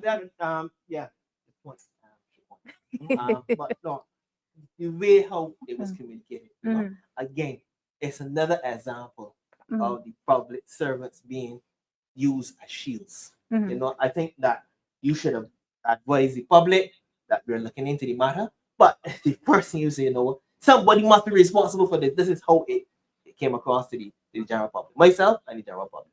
And I don't think that was the best way. It sounded as though, again, you're using the public servants as shields. But remind me, when there's a prisoner being transported, if I could remember correctly, you have your hands chained and both your feet chained. Who tell you they got chains? They might be like the hospital that don't got beds or chairs. So Damien, how is it possible that a prisoner with both his hands and his feet chained up can escape? Then it goes to show that there's a lack of resources in regards to how the prisoners are being confined. So Not enough chains? maybe not enough chains, maybe Not enough money. maybe not enough personnel. This administration claims to always have the answers. My question is that why are we still transporting prisoners from the prison to the hospital to seek treatment? Because most state-of-the-art prisons now have a medical wing where that if something happens on site, you treat them on site. So then if it's something really, really, really serious, then only then would you have to come out of the facility itself. and then seek the help of the professionals on the outside. And in regards to what Comrade Ramon was saying, in regards to how the message was delivered to the people that somebody has to be responsible for this. This is a pattern. This is a pattern. When it was crime, it was the church fault. It was the family's fault, the parents' fault. Police, when in regards to the issue, somebody said, "Oh, it was the police that asked us for this." When really and truly the police was looking around, one over, really was it us? Mhm. So it's always somebody that's being thrown under the bus. I've never seen this administration take responsibility for a failure on their watch yet. But then yet, when it was the other way around, they were always blaming the person in charge of the ministry in the previous administration. Correct. They weren't blaming the public servants. They weren't blaming the personnel. They were blaming the minister and saying the minister should be fired, or Yep. he should resign, or he should be switched with another ministry or what's not. But yet, it's not their fault. It's everybody else's fault, but not theirs. I just want the public to know that the minister in this ministry is Wilfred Abrahams. He was also the minister involved in the New Rose case. Mm. He was the person that it is alleged committed perjury that testified against his colleague. You are a lawyer. How serious is perjury? Perjury is very serious. Perjury is very serious. It is something that you do not want to get in regards when you are sworn in by oath. You are sworn to tell the truth, Mhm. and when you run counter to that, then you can find yourself on the wrong side of it. I'm not going to speak specifically to what the particular punishment would be, right? Mhm. But it can actually end probably with incarceration, right? So you should not perjure yourself, right? You should not perjure yourself. I'm not saying that anyone did. It's alleged. It is right? alleged It is alleged, but by his own colleague. but Yeah. it is a very, very serious allegation to make on somebody who is a minister. That is a very serious allegation. How in other countries, if something like this happened, what do you think would have been the outcome of this minister that committed perjury? It would have been a scandal. It would have been shame. It would have been instant. Resignation. You would have been asked to resign. Hmm. And more than likely, your colleagues on the same side of the aisle as you would have asked you to resign. They would have said, "No, well, this runs counter to what we believe in regards to our virtues and our morals, and the integrity of the administration is being threatened." So then you ask that individual to resign. I guess that we're not like most countries, basically, because no, it seems like integrity that's not even something that we take into consideration anymore, because especially when it comes to the same transparency point, you can't be an administration of integrity if you're not transparent. But that's why we're here now on this program. Mhm. We are shedding light on some of the issues, or a lot of the issues that the government continues to sweep on the rug. That is why we are here. And we talk about the public servants and so forth. I think they continue to do a very good job. Mhm. However, the human resources lacking, the resources generally lacking, they're being underpaid. I think the Honorable Ralph Thorne, he would have made a point that there should be raise of pays and promotion. And then the next day, promotions start to fly. Nobody's business. Correct. Why should they have taken? I'm glad that he did, but they should have taken his voice, his reprimand for that to happen. That was long in coming, and they refused to. But it took a great, strong voice to say, "Look, enough is enough." And then you saw this person being promoted, that person being promoted, the next person being. All right. The final thoughts. Oh yeah. When we're dealing with crime, we're Mhm. always asking for the head of the attorney general, to be cut, to go, to be fired. We've discussed and we've looked at all the objectives under this particular ministry. Under this ministry, we've covered the borders, points of entry where the guns, the ammunition, the drugs come in. We spoke about drug use. We spoke about a lot of things that are directly linked to crime. So after having this discussion, who would you say is more responsible for the crime that's going on in the country, the Attorney General or the minister under the Ministry of Home Affairs? To be honest, right, I would blame both of them at the same time because one manages home affairs and one manages the judicial processes of the country itself because they're both linked. Because, okay, one protects how the borders are policed. So if there is contraband coming into the country itself, once that contraband is caught, the individual caught, you want a speedy judicial system that is going to basically deal with the issue. And there's failures there too. So then you have failures at our borders, and then you have an attorney general shouting to the rooftops that tint is the solution. So then basically you can't separate the two. So you basically have to blame them both and say that, well, either you have to resign your post or be switched out with somebody else, see if they have better ideas or better grasp of the issues itself. But I don't think you can separate one from the other. I want to jump in here. Two things. From these comments, I think the public loved this segment. And I think every night until we do the 29, we need to do a minister and a ministry per night. Because the amount of issues we were able to pull out and show the public that people were not aware of, I think the public deserves this. They deserve to know that these people fooling us, they want to play hide and seek in our faces and doing bare foolishness. And then two, I don't believe in asking nobody to get removed, get replaced. You were elected and selected for this post. You asked Barbadians to vote for you because you was the best. You say go big or go home. You have the seat. This is your burden to bear. Step up to the plate and do your job. I ain't telling you to go home. No, come to work. You need to do your job and do it effectively. Stop blaming people because the blame is not working. You can't blame the DLP no more because from 2018 to 2025, we ain't had nothing to do with that. 7 years of wasting time. You guys built the hospital in your administration. You trying to tell me you had no foresight to know that you needed a hospital attachment up there? Foolishness again. You're not thinking your plans straight through. You do not have to reinvent the wheel. What you need to do is just start showing up to their job, doing what you're supposed to do, and then reporting to the public. I want to have so many points to pull out where you can improve and give suggestions if you weren't doing so bad. There's 29 of you and you can't get nothing done. Nothing in 7 years. We might have been lost, but she's numbers you'll get found. This administration have not found themselves. They cannot find Barbadians and they cannot get their act together. And if you're going to tell me that 10 is the reason for crime, the BLP must be the reason for suffering currently. They must be.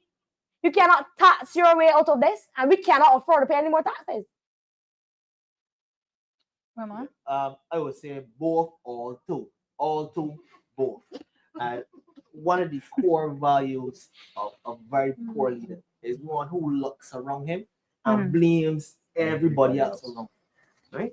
And that's a big problem. You never take accountability, for any actions in terms of the communication. You always you always throwing people on the bus and so forth. And those two ministries are vital when it comes to crime and violence in this country.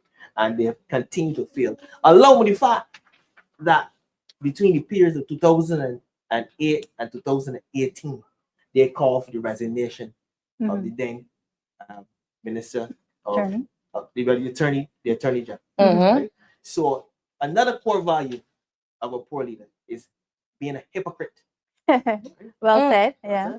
And hypocrisy reigns over there where the Barbados Labour Party is concerned. Hypocrisy reigns. And that's they forgot that every other week they're asking for our attorney general to resign. Every single time. To resign. They asked, and he ain't had nearly as much crime. Nothing close to this. So we have come to the end of our show. I just want to thank my panelists for joining me tonight. Thank you for having us. The topic for tonight is Barbadians worldwide, you are needed. Speak now. As you can see, we've spoken about a lot of issues going on in Barbados currently. We have been speaking and highlighting a lot of issues that are going on in this island for the past 3 months. So we implore you, viewers online and all Barbadians worldwide, to continue to join us in our fight to speak up and let your voices be heard, and let at home and abroad. Thank you for joining us tonight, and see you on Thursday.